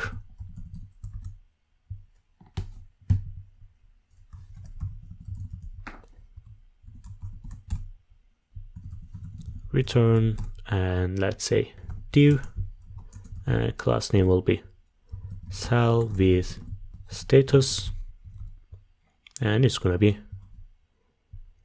params.row.status, like that. Perfect. But I wanna give some other styles for those status. Remember, for the home page we are using that kind of styles. We are gonna do the same thing here. To do that, remember what we are doing. We are giving a status class name, but also we are gonna use their values. What I mean by that, it's gonna be cell with status, but also it's gonna be params.row.status. Let's use it here. I'll say cell with status. Let's give some padding, and I'm gonna use border radius 5 pixels. And for each item, each different class names, we are gonna use different colors. First one will be, what was the name? Active, passive, and pending. Okay, I'll say active. And green color, we did this before, remember? It's a green color, but reduced opacity. And text color will be green. And pending will be yellow. And finally, passive will be red. Let's see. Okay, they are not here. Let's check this class name. Oh, I said cell render. It's gonna be render cell. Okay, perfect. And we are gonna add one more thing here, and it's gonna be our actions that we can display those users or we can delete them. But I'm not gonna put this inside our columns. That because we are gonna use it in every data table. It doesn't matter whether it's users or products or orders or others. We are gonna always use them. So I'm gonna create inside my data table component. Let's create here. I'll say const action column, and I will say field is gonna be action, of course, inside an object. Header name, let's say action again. I'm gonna give a width 200 and render cell. We are not gonna take any parameters here. That because we are not gonna use any row elements. We are gonna return something else here. I will say return, and it's gonna be a div first. I will say class name cell action is gonna be the parent, and inside another div class name will be view button, view and delete button.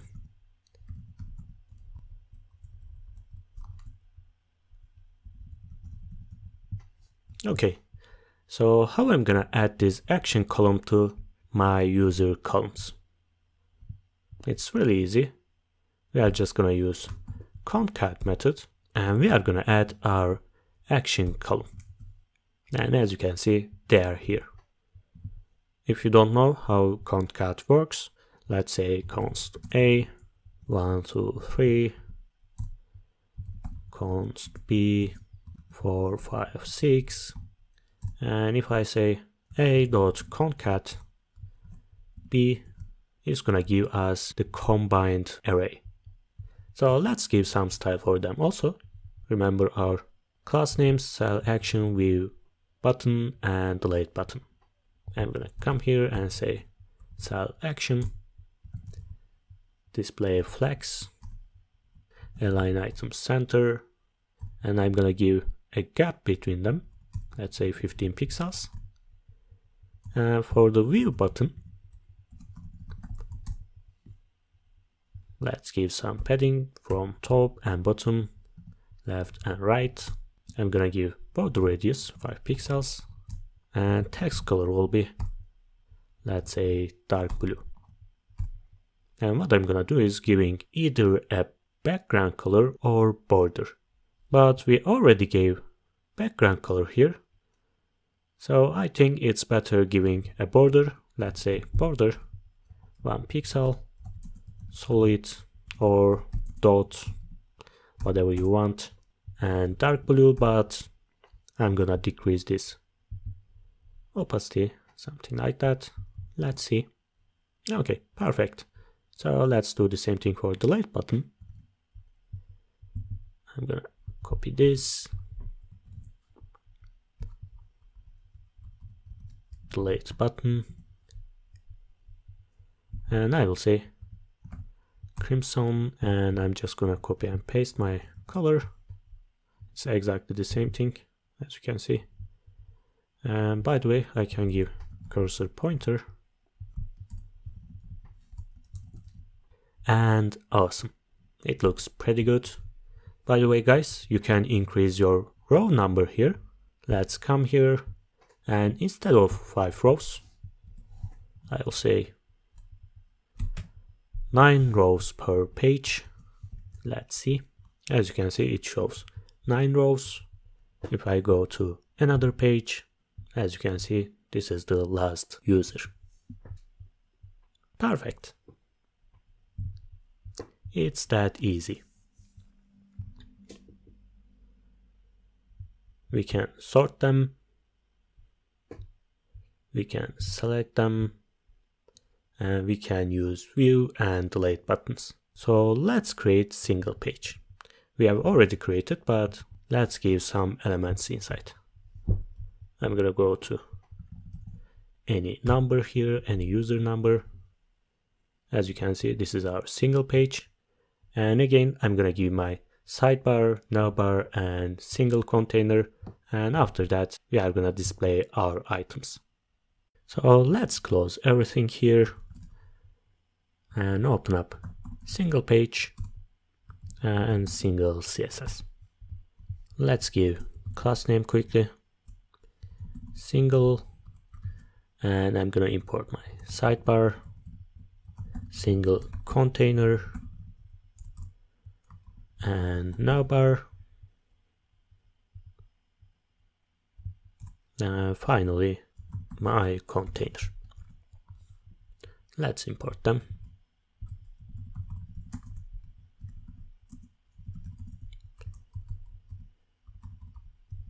Components, sidebar, and sidebar.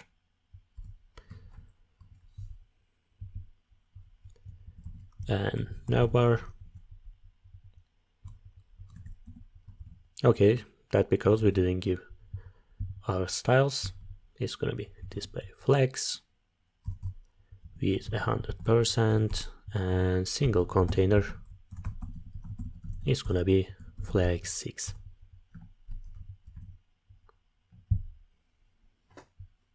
Okay, so I'm gonna split this component again. First one will be top, second one will be bottom, and inside top we are gonna have user information here. It's gonna be left side, and for the right side we can add any chart or something. Let's try. I'm gonna come here and I will say top, bottom, and inside top I will say left and right. Inside left, let's add a title. I will say information. It's gonna be user information, and we are gonna add here our item. I'm not using specific class name like user or product because they are gonna be common class names. We are gonna use it for users, products, or any other single pages. Firstly, we are gonna have item image. Let's say item image. Let's put here an image, a free image, and I'm gonna add item details. But maybe let's make this comment out. Let's start with top. Inside this container, I will say top. Let's give some padding. I will say display flex. That because, as I said, it's going to be user information, and our chart here is going to be a little bit bigger. And let's give some gap between them. And after that, I will say left, which is our user information. It's going to be flex 1. And right side will be flex 2, because chart will be bigger. And after that, let's give our padding and bulk shadows as we always do. And let's see. And inside this component, I'm gonna add here the item image. Let's do that. I'm gonna open again. And after that image, we are gonna have some details. Let's do it right now, like that. And we are gonna handle this image. As you can see, there's a beautiful woman here, but it's really big. Oops. I went back. Okay. I will say item display flex. They are gonna be horizontal, and I'm gonna give gap between them, between this image and details text. Okay, let's resize this image. Item image 100, height 100. Let's make this circle and object width cover.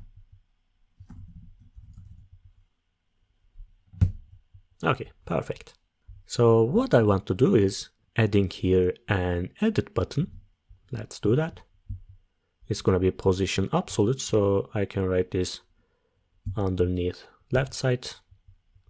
I'm gonna say edit button. It's gonna be just edit.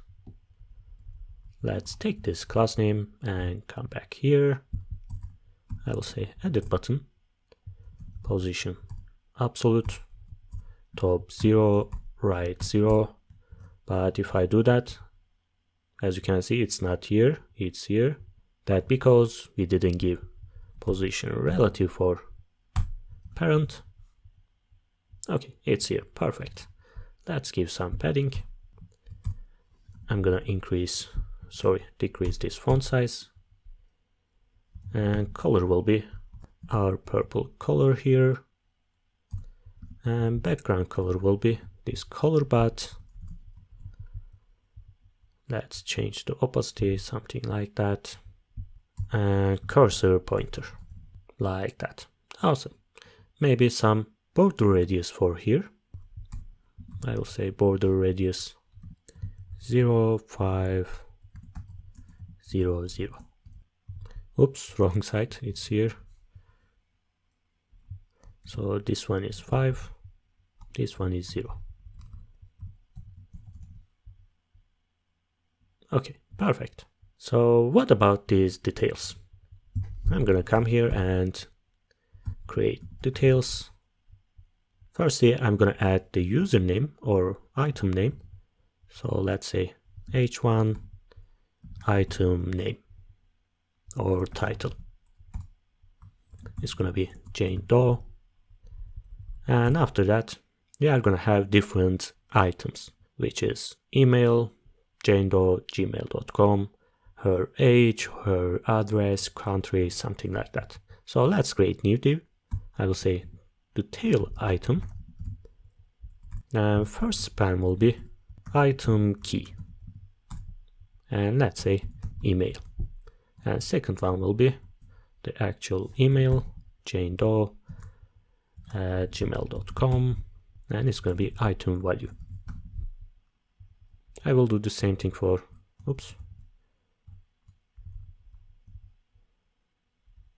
other things like phone. Let's change here. Like that. I hope it doesn't belong to anyone. Maybe let's make this like that. Okay. And address. Actually, I'm just gonna copy paste this. And country will be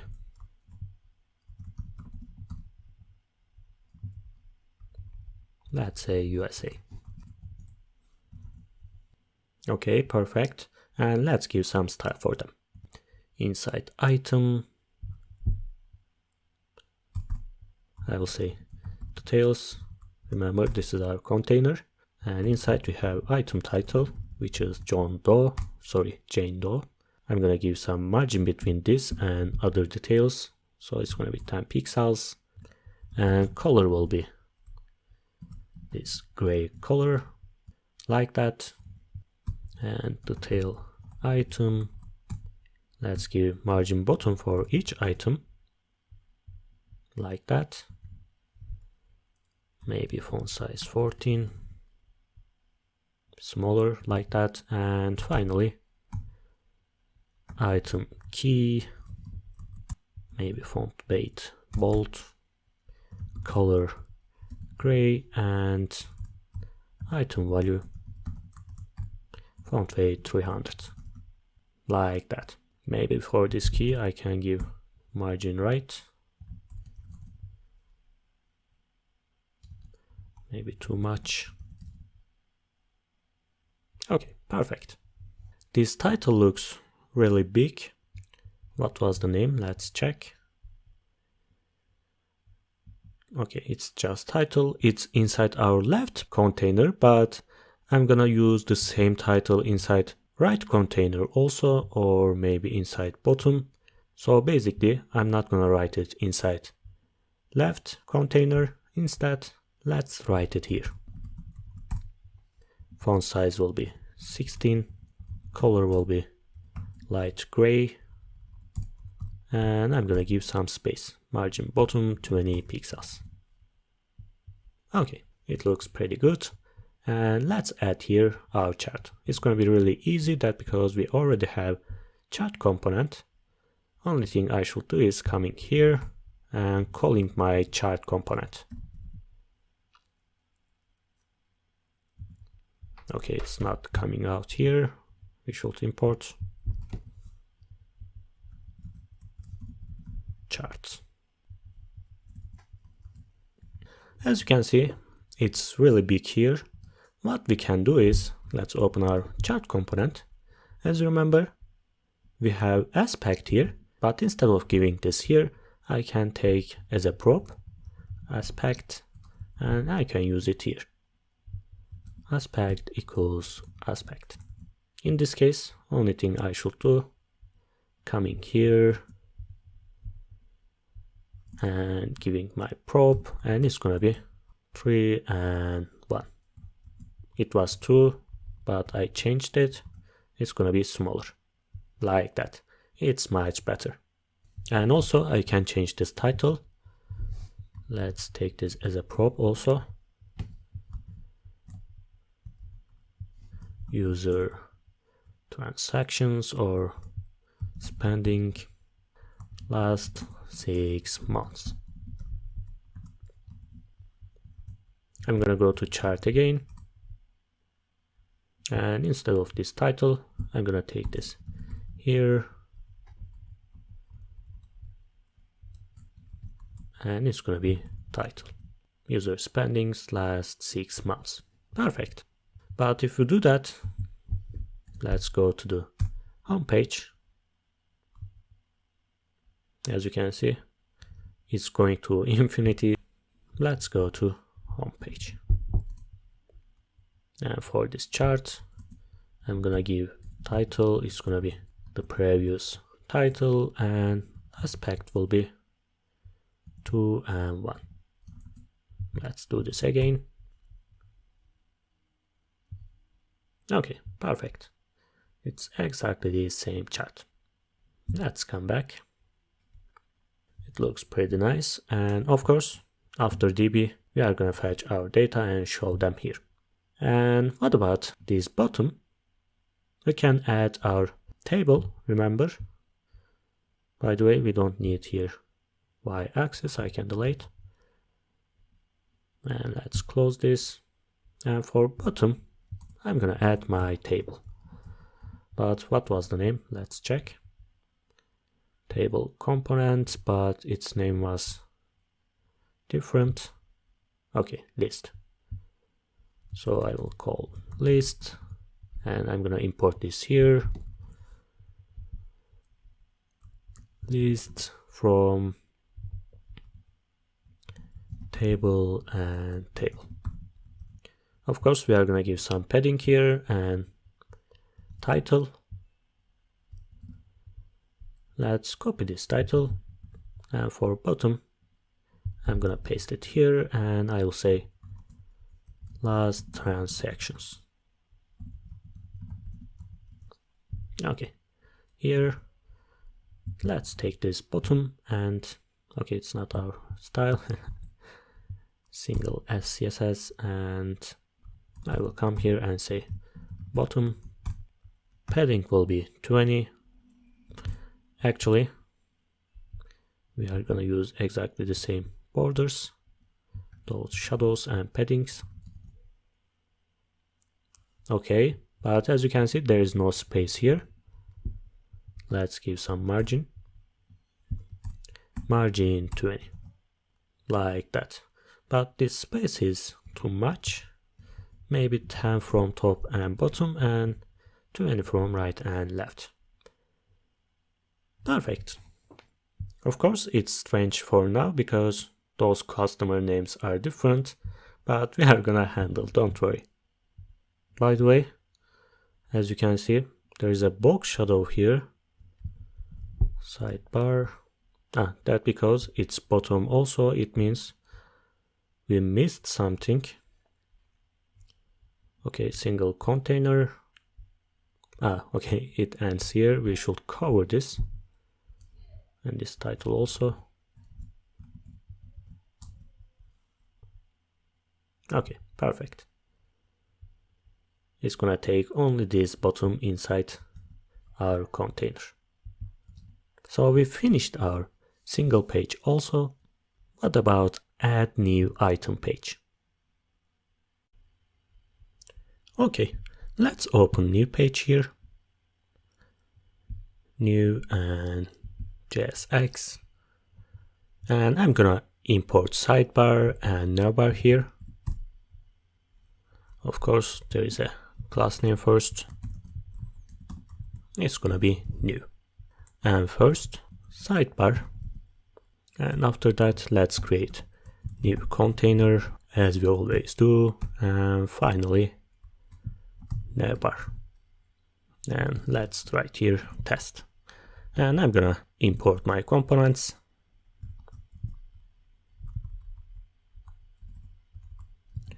Import sidebar from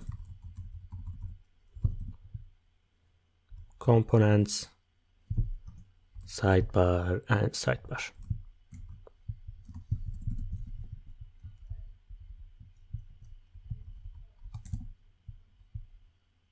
Like that. Of course, we didn't give any style. Let's give. I will say new with 100% display flex. And new container will be flex 6. I'm gonna go to users and new.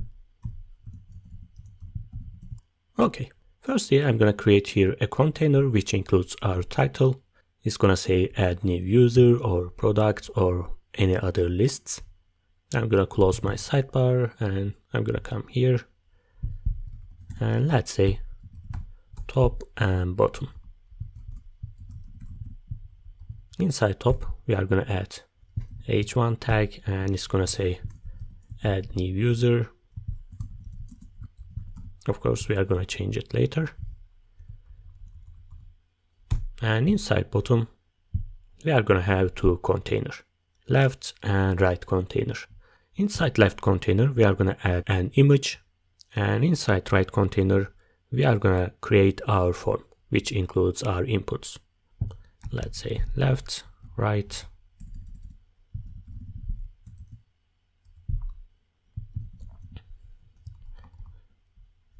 like that. Let's give padding and box shadow for this container, for top container. I will say top, like that. Okay, but we don't have any margin here. Let's give margin. What about this right side? Actually, I'm gonna do the same thing. I can write it here. I will say bottom, like that. Let's make this display flex. I'm gonna write it here. Okay. And what about their sizes? For the left side, I'm gonna give 1 unit. For the right side, it's gonna be 2 units. So we can use flex, flex 1, flex 2. I will come here and say left, flex 1, right, flex 2. Let's change this title, by the way. We can write it here. It was title or just h1. Okay, just h1. We didn't give any class name. I will say color light gray. And let's decrease this font size. It's too big. Okay, perfect. So what I'm gonna do is adding an image for this left side. At the beginning, it's gonna be an empty image. What I mean by that? Let's create here image. I'm gonna paste my URL. Let's see. Okay, as you can see, no image. That's because we are gonna create here a form, and after adding an image, we are gonna pass that URL here, and we are gonna see our user image or product image. Let's come here, and I will say image is gonna be 100 pixels, and I will make it circle and object width cover, like that. But I can center this item. Basically, I can come here and say text align center. Okay, so what about right side? I'm gonna create form first. Let's come here. I will say form. And each input is gonna include a label. So basically we can write here any container. Let's say input container or form input. It's the most common usage. And inside this, let's create a label. I will say username. And after that, I'm gonna create input, which is text, and placeholder will be, let's say, John Doe, but it's a username, not name and surname. Let's say lowercase John Doe, like that maybe. And another div, I'm gonna say name and surname. It's gonna be text again. Let's say John Doe. Email type will be email johndoe@gmail.com.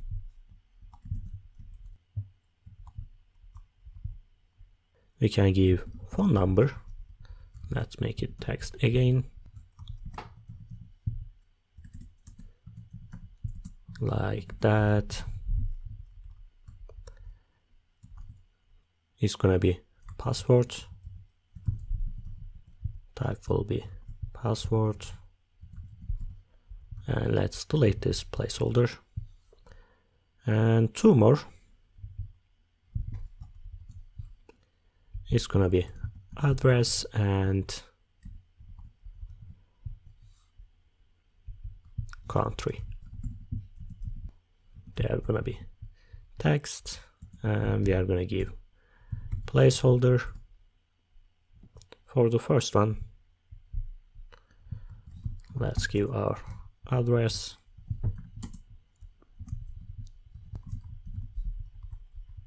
and USA. Okay, as you can see, they are here, labels and inputs. And finally, let's create a send button.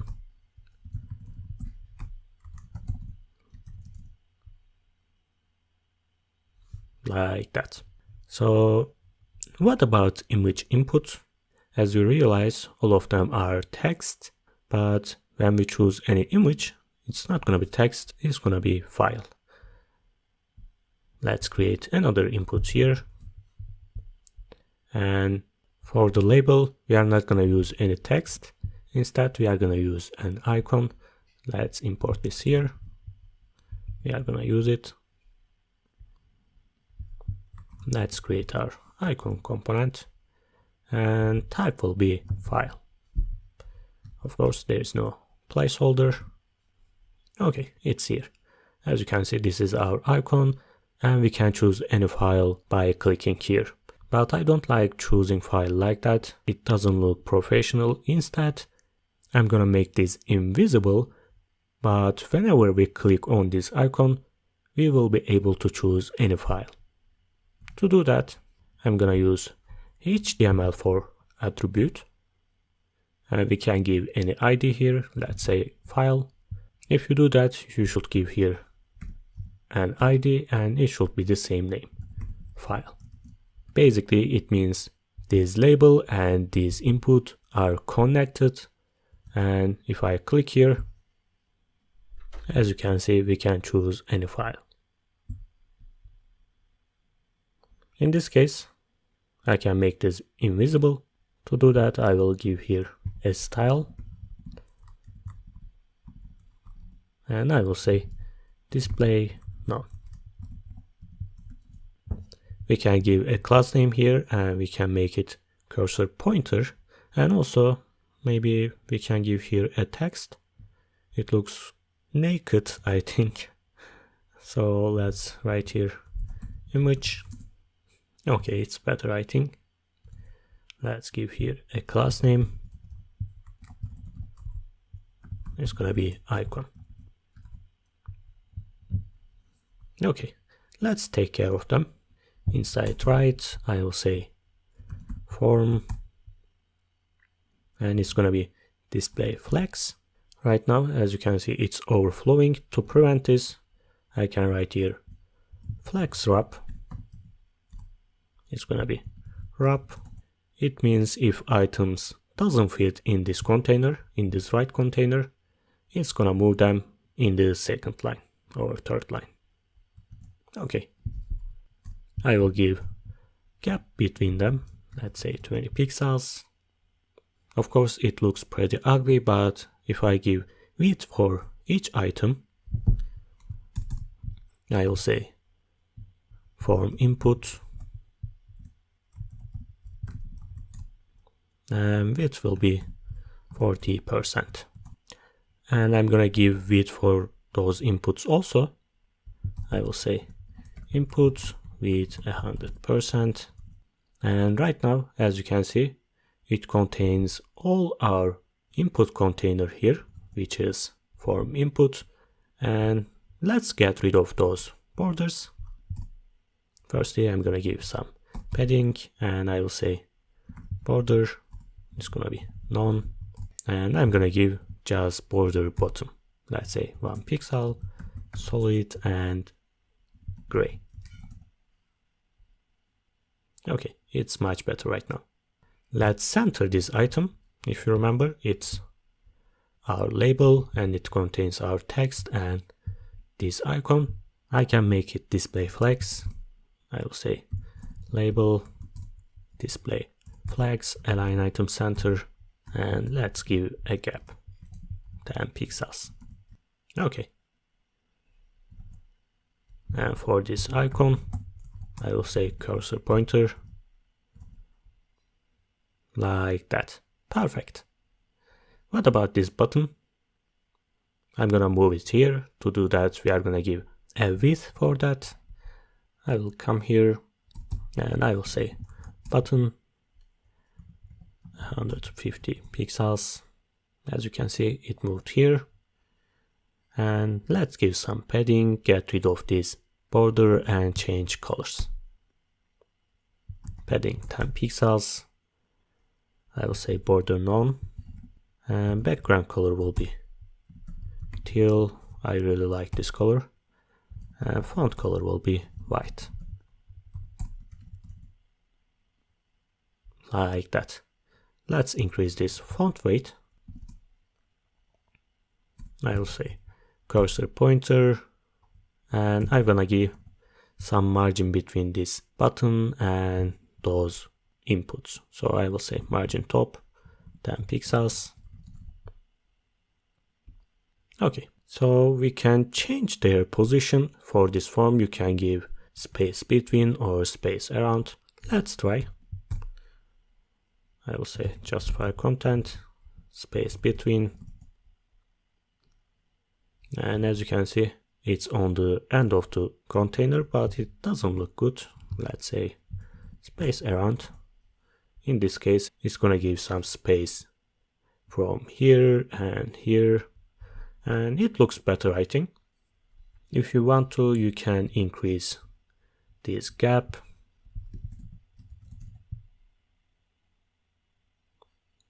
Like that.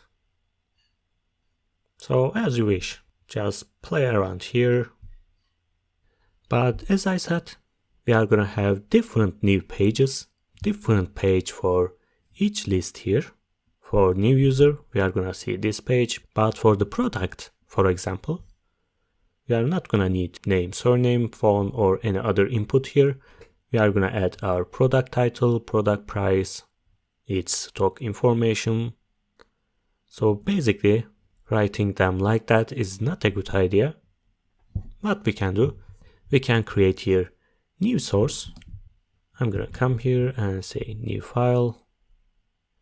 Let's say form source. And I'm gonna paste my data.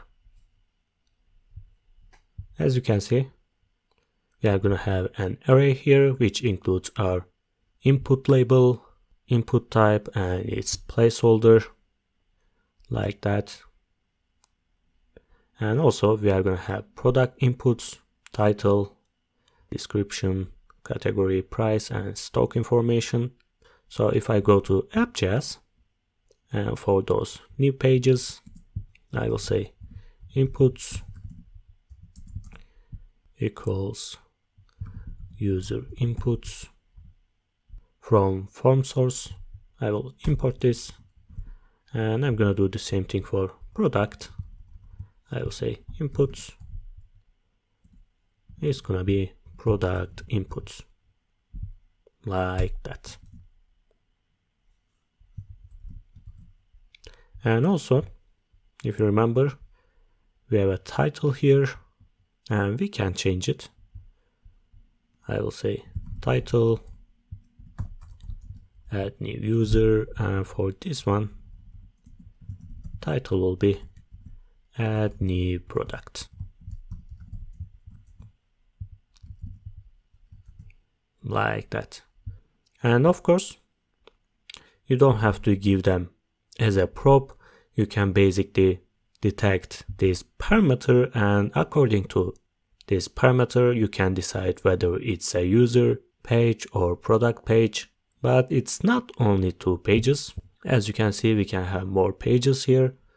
So instead of writing here switch case block and decide its title or form inputs, I think it's a better idea. Okay, let's use them here. I will say inputs and title, and instead of this text I will say title. Let's delete those inputs. We are gonna have just one, and we are gonna use map here. I will say inputs dot map, and for each input write a form input, and here it's gonna be input dot label, here input dot type, and finally input dot placeholder. Okay, but don't forget, if you are using map, you have to give here a unique key, and it's gonna be input dot id. That's why we are using different IDs for each items here. As you can see, it's exactly the same page.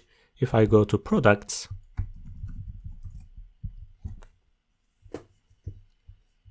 different inputs, but there's a problem with their labels. Okay. Okay, perfect. And for the users, okay, it works. So we almost finished our page. We are gonna add here image. Actually, we can do this right now. How we are gonna do this? If we choose any image, I wanna show it here. To do that, let's create use state here. I will say const file and set file. It's gonna be use state, and at the beginning it's gonna be an empty string.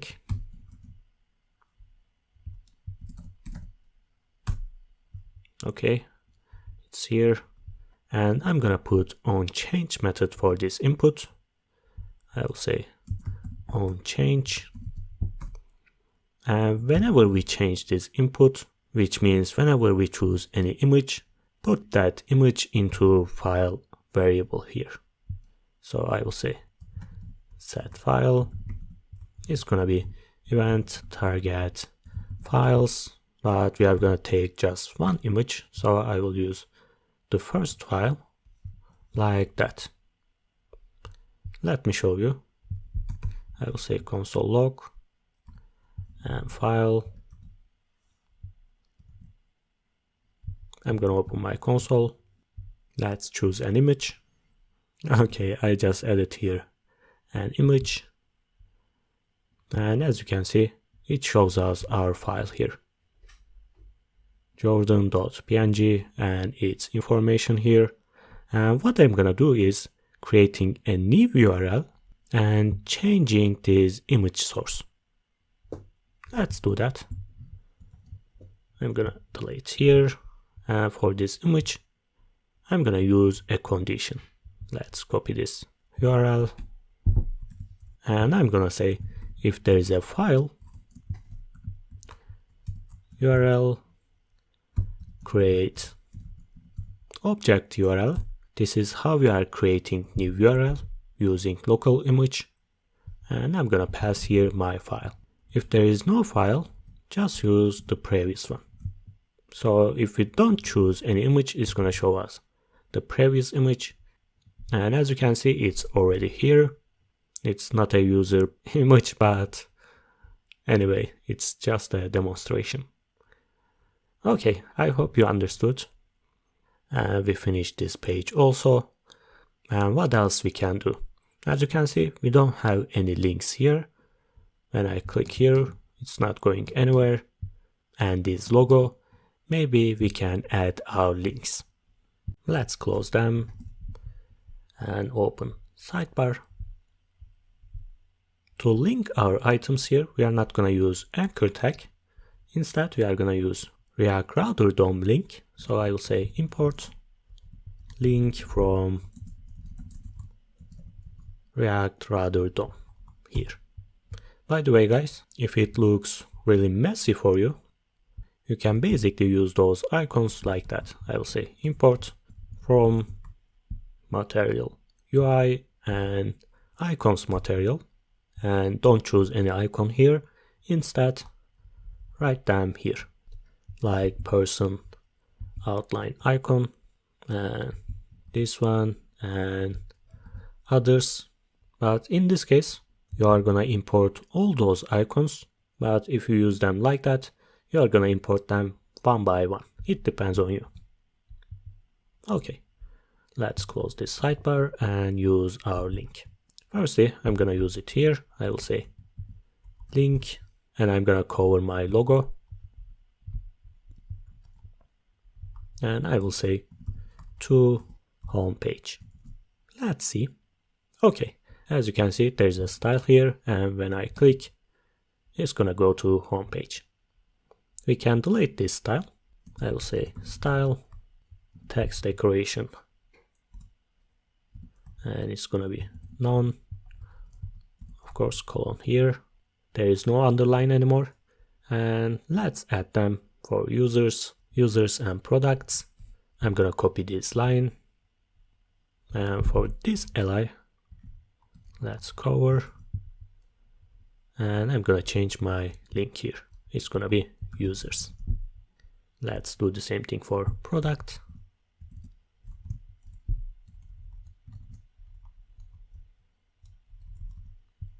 Products. I'm gonna click and users page. I'm gonna click here, products page and home page.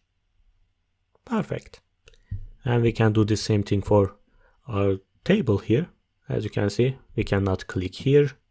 Let's open up our table. Okay, as you can see, it's here. I'm gonna cover this with link. Of course, we should import from React Router DOM. And I'm gonna use here users and let's say test. I'm not writing this dynamic, that because we don't have a real data for now, but in the next tutorials we are gonna handle that. Right now I'm gonna click and it's going to single page. And by the way, we can add here add new user button and maybe here a title. Let's come here. As you can see, we don't have any title. I'm gonna say data table title, and it's gonna include a title and add button. Let's say add new user, and I'm gonna use a link, and it's gonna say add new, and it's gonna go to users.new. Okay, they are here. Let's give some style and separate them. I'm gonna move this button here, and of course I should give some class name here. I will say class, it's gonna be link, and here I will say table title, and it's gonna be with 100%, that because we are gonna separate them. And font size, let's say 24, color will be gray, and I'm gonna give some margin between those titles and this table. Let's say margin bottom, and it's gonna be display flex, align item center, and justify content space between. Okay, right now they are separated, so let's give some style for this button. I will say link, I will say text decoration none. In this case we don't need this style here. Color will be green, maybe font size smaller. I will say font weight smaller, like that, and let's give some border. I will say 1 pixel solid and green again. Finally, let's give some padding, border radius maybe 5 pixels, and cursor pointer. Okay, it's much better, and when I click this button, it's gonna go to the new page. So let's handle this dark mode. When I click here or here, our application background will be black. I'm gonna close them, and what I'm gonna do is creating here a style folder. Let's go to the source, and it's gonna be style, and inside let's say dark.scss. Oops. 2s, and I'm gonna open my app.js and import this style here, which means it's gonna apply for all those pages and components. So I will say import style and dark.scss. So what I'm gonna do is adding here another class name, which is dark. By the way, let's make this lowercase. And when it's dark, we are gonna change some styles here. Let's say .app, and if it's dark, let's make this background color this dark color. As you can see, it's black right now. If I delete this dark class name, it's gonna be white again, like that. Of course, we are gonna make this dynamic. When we click those items, it's gonna change automatically, but for now let's do this manually and change our styles. And for font colors, I'm gonna use this color, this gray color, like that. They are more visible right now. And if you remember, we have chart grid class name, chart CSS, and as you can see, our stroke is this color, but I'm gonna change it. Let's come here and dot chart grid, it's gonna be this color, and as you can see, it looks better. And what else here? As you can see, our table is still white. I will say table. Remember, it's our main container for this table. I'm gonna say background color this dark color, like that. But we cannot see our table cells. Let's go to table.jsx, and as you can see, we have table cells here, and their class names are table cell. We can change it basically. I will say table cell and color will be gray. Like that. It's much better. You can change them for yourself. By the way, they are in different color. Maybe 1, 1, 1. I don't know which one is better. Darker or previous one. Anyway, it can stay. And what about our navbar? I'm gonna change color. It's gonna be this gray color, and they are more visible right now. And let's change this border color. It's gonna be softer a little bit. Okay, it's better. And maybe this search bar border, I will say search, and border color will be gray. Okay, perfect. And as you can see, our sidebar is still white. Let's come here and say sidebar background color will be again our dark color, and border color will be again a little bit softer, like that. Let's change those colors and this hover effect. First one will be top and logo. It was purple, but this time it's gonna be this gray color. Okay, let's change this HR. Border color is gonna be soft dark. Perfect. And for UL and LI, I'm gonna say hover, and background color will be this soft color. It was purple, but this time it's gray. It looks better. And what about those icons? It's inside our LI. Remember, I will say icon, and color will be this color, like that. And we finished our homepage, I think. Let's visit our users. And as you can see, they are not visible, and buttons, it's like a website from 2004. Let's take care of this data table. I will come here and say data table, and let's see what's inside. Okay, we have data grid here. We can give class name.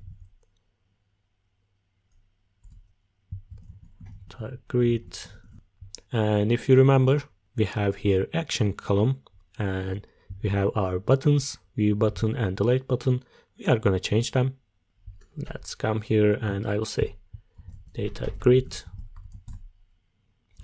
and color will be gray, like that. And we can delete those borders. Let's say border none. Okay, it's better. And what about those buttons? I will say edit button, and also delete button, and I'm gonna make them gray, and I'm gonna delete their borders, but this color is still same. Okay, it's view button, not edit button. Okay, perfect. But the status colors look a little bit sharp. We can change them also.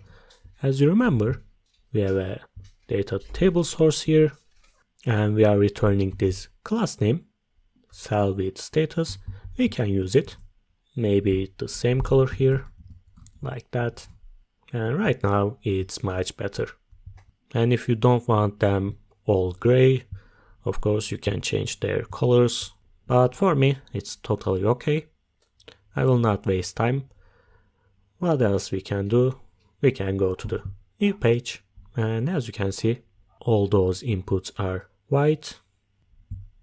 I will say for each input, make their background color transparent.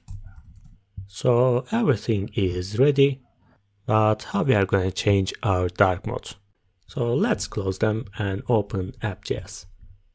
First thing you might think is creating here a use state, let's say const dark mode and set dark mode.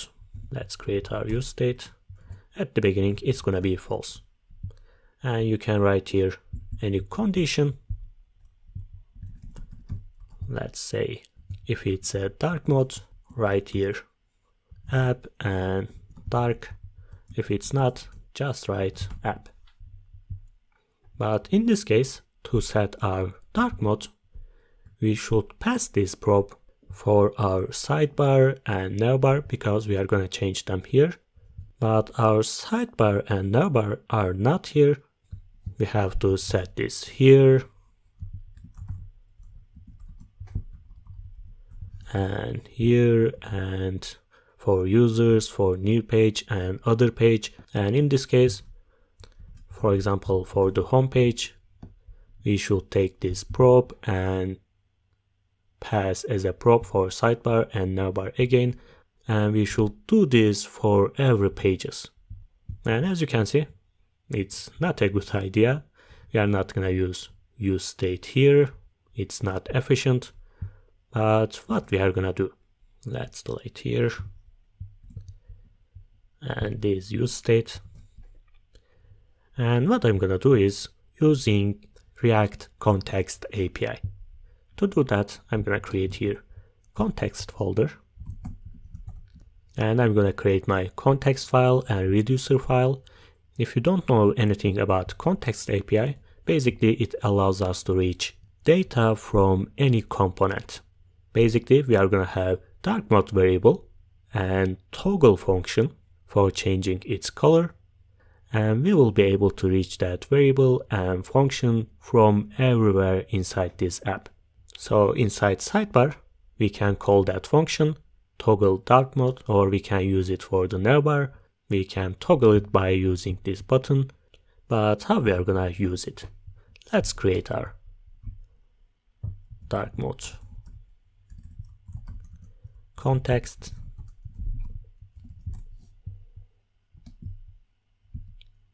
and dark mode reducer. And firstly, we are gonna have an initial state. So I will say const initial state, and it's gonna be our dark mode. We are gonna use this variable everywhere. At the beginning, it's gonna be false. And we are gonna create our dark mode context, and it's gonna be export. We are gonna reach it everywhere.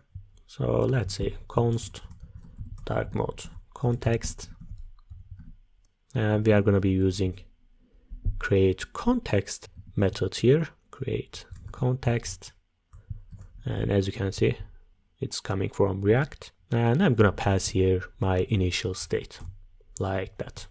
And after that, to reach this data everywhere, we should have a context provider. Export const dark mode context provider, or whatever you say. Oops, context. And we are gonna take here children. That because we are gonna wrap our application with this provider, and this children will be basically our application. You are gonna understand better right now. And what we are gonna need here? We are gonna need a reducer which includes our functions. What functions we are gonna need? As I said, we can use toggle, but as you can see, we have two options here. Whenever I click this button, it should be only light mode. And whenever I click this button, it's gonna be dark mode. And for this button, for example, we can toggle light and dark mode. If it's light, it's gonna be dark. If it's dark, it's gonna be light. Basically, we are gonna have three functions. So let's say const dark mode reducer, And we are gonna have our state. Remember, it includes our dark mode here. We are gonna change it inside this reducer, and we are gonna have actions, which we are gonna dispatch. I know it's confusing for some of you if you don't know anything about context, but I recommend you to check documentation of React, and after that it's gonna be easier for you. And I'm gonna use switch case method here, and I will say action.type. Basically it represents our function name, which is light, dark, or toggle. Let's write our cases. First case will be light. Remember, for this button, I will say return dark mode is false. And for the other one, I will say if our action is dark, let's turn our state to true. Basically, it's gonna be dark mode. And one more case, and it's gonna be toggle. And as I said, if it's true, it's gonna be false. If it's false, it's gonna be true. Basically, I can say state.dark mode. It's gonna look inside our dark mode in our state. If it's false, it's gonna be true. If it's true, it's gonna be false. And it's warning us that because we don't have default case, let's say default, and it's not gonna do anything, it's gonna just return our state. Okay, let's export this.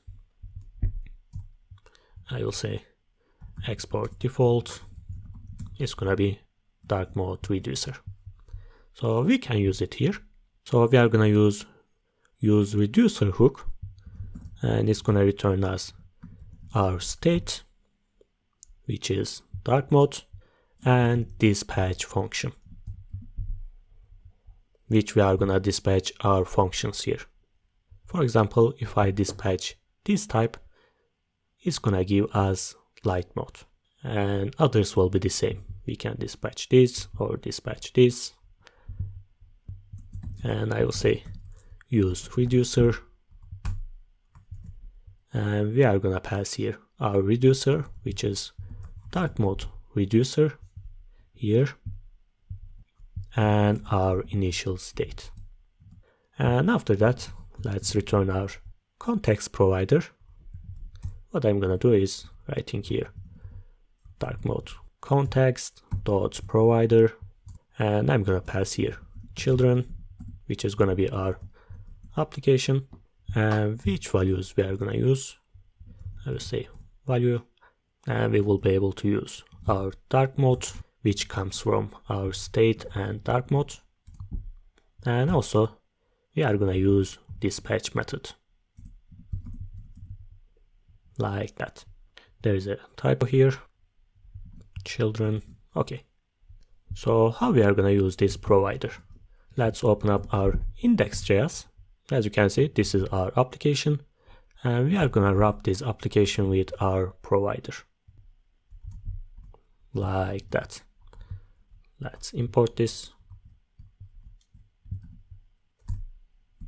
Okay, perfect. In this case, our application will be able to reach all data which we provide here. Dark mode and dispatch function, that we can change our dark mode. Let's try. I'm gonna open app.js again, and we are gonna use our context. I will say const, and what we are gonna need, dark mode or dispatch. We are gonna need dark mode because we are gonna use it here in our class name. So I will say dark mode, and it's gonna be use context hook, and we are gonna write here our context, which is dark mode context. Okay, let's use it here. I will say if it's dark mode, use app and dark If it's not, just use app. And as you can see, it's still white. But if I change here, for example, at the beginning, it's gonna be dark mode. And as you can see, it's dark. Perfect. Let's turn back. And right now, we are gonna use this patch for our sidebar and navbar, and we will be able to change this dark mode. Let's open up sidebar. And I will do the same thing. I'm gonna call my context.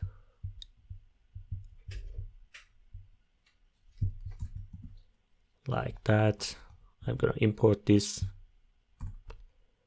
and use context hook. Okay, but this time, as I said, we are gonna use this patch, and I will come here. For the first item, I'm gonna use onClick method, and we are gonna use this patch here, and type will be light. Let's do the same thing for other color, which is dark color. I will say onClick dispatch, and this time it's gonna be dark. Basically, we are gonna dispatch our reducer functions here. Let's try. Okay, it's white. I'm gonna click here, and it's gonna be dark. If I click here, it's gonna be white. Perfect. And what about this one? Let's copy this again and open up navbar. I'm gonna import them, context, and our hook. Okay, again we are gonna use this patch. Where is our icon? Okay, it's here, and I'm gonna say on click, and this patch type will be toggle. Let's see. I'm gonna click. As you can see, it's dark. When I click one more, it's gonna be light. And it's really important, if you are a React developer, you should definitely know how to use reducer, why it's needed. First, just learn context API, and then watch my Redux toolkit tutorial, and everything will be easier for you. Okay, what else we can do? Okay, we don't need anything here. Maybe we can delete some rows here. It's really easy. We are just gonna use state hook, and we are gonna filter our items. Let's do that actually, and it's gonna be easier for the next tutorials. I'm gonna open my table here, and as you remember, we are using user rows here from our fake data. But what I'm gonna do is creating here a use state. Let's say data, set data, and it's gonna be use state, and at the beginning it's gonna be user row. And instead of user row, we can use our data here. Nothing is gonna change that because we are still using user rows, as you can see. But what I'm gonna do is when I click this button, we are gonna change our data using set method, and we are gonna filter our items. Let's do that. I will come here. Where is our delete button? Here. I will say on click method, and I'm gonna create a function. Let's say handle delete, and I'm gonna pass my item ID. If you remember, we can use here params, and if I say params.row, it's gonna give us our item, and if I say ID, it's gonna give me its ID. And let's create this function. I will say const handle delete, and its ID, and only thing I should do is setting my data again, and take the actual data and filter that, and check each items, And if item ID doesn't equal our ID here, it's gonna give us a new data. We are gonna see the rest of those items. Let's do that. I will click, and as you can see, it's not here anymore. I'm gonna keep deleting. Perfect. It works. And what else? It's okay, I think. It works properly. And that's all. Okay, we finished our project. If I forgot something, just let me know in the comments. I'm gonna update the GitHub repository. If I don't worry, we are gonna use this admin dashboard in our future projects. So let's deploy our application. To do that, we are gonna need index.html and our static files. So how we are gonna do this? Let's open our terminal and we should build our application. To do that, I will write here npm run and build. And I'm gonna enter. It's gonna take a while. During this process, let's open our Hostinger panel. After login process, you are gonna see this H panel, and I'm gonna click here. My hostings. As you can see, I have 2 hostings. I'm gonna deploy it here. I'm gonna click. And as you can see, there are many options here. What I'm gonna do is clicking File Manager. And here you are gonna see your main folder. We are gonna upload files inside this folder. Let's click. As you can see, it's empty for now. Okay, it's ready. As you can see, there is a build folder here, and inside we have an index.html and our CSS and JavaScript files.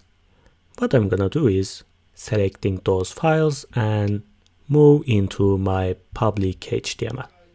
I'm gonna open my main folder and I'm gonna open build folder,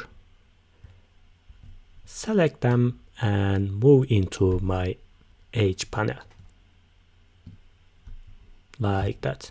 It's processing and it's gonna take a while.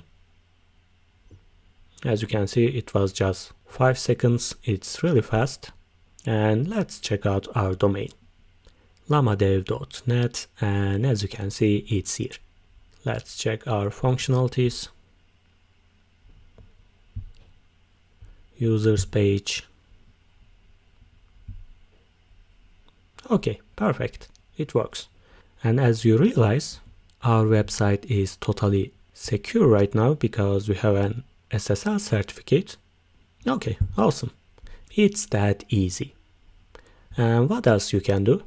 In your H panel, you can choose subdomains. Let's say admin.llamadev.net, and I'm gonna create a subdomain. Let's say you have another application here and you want to create an admin panel.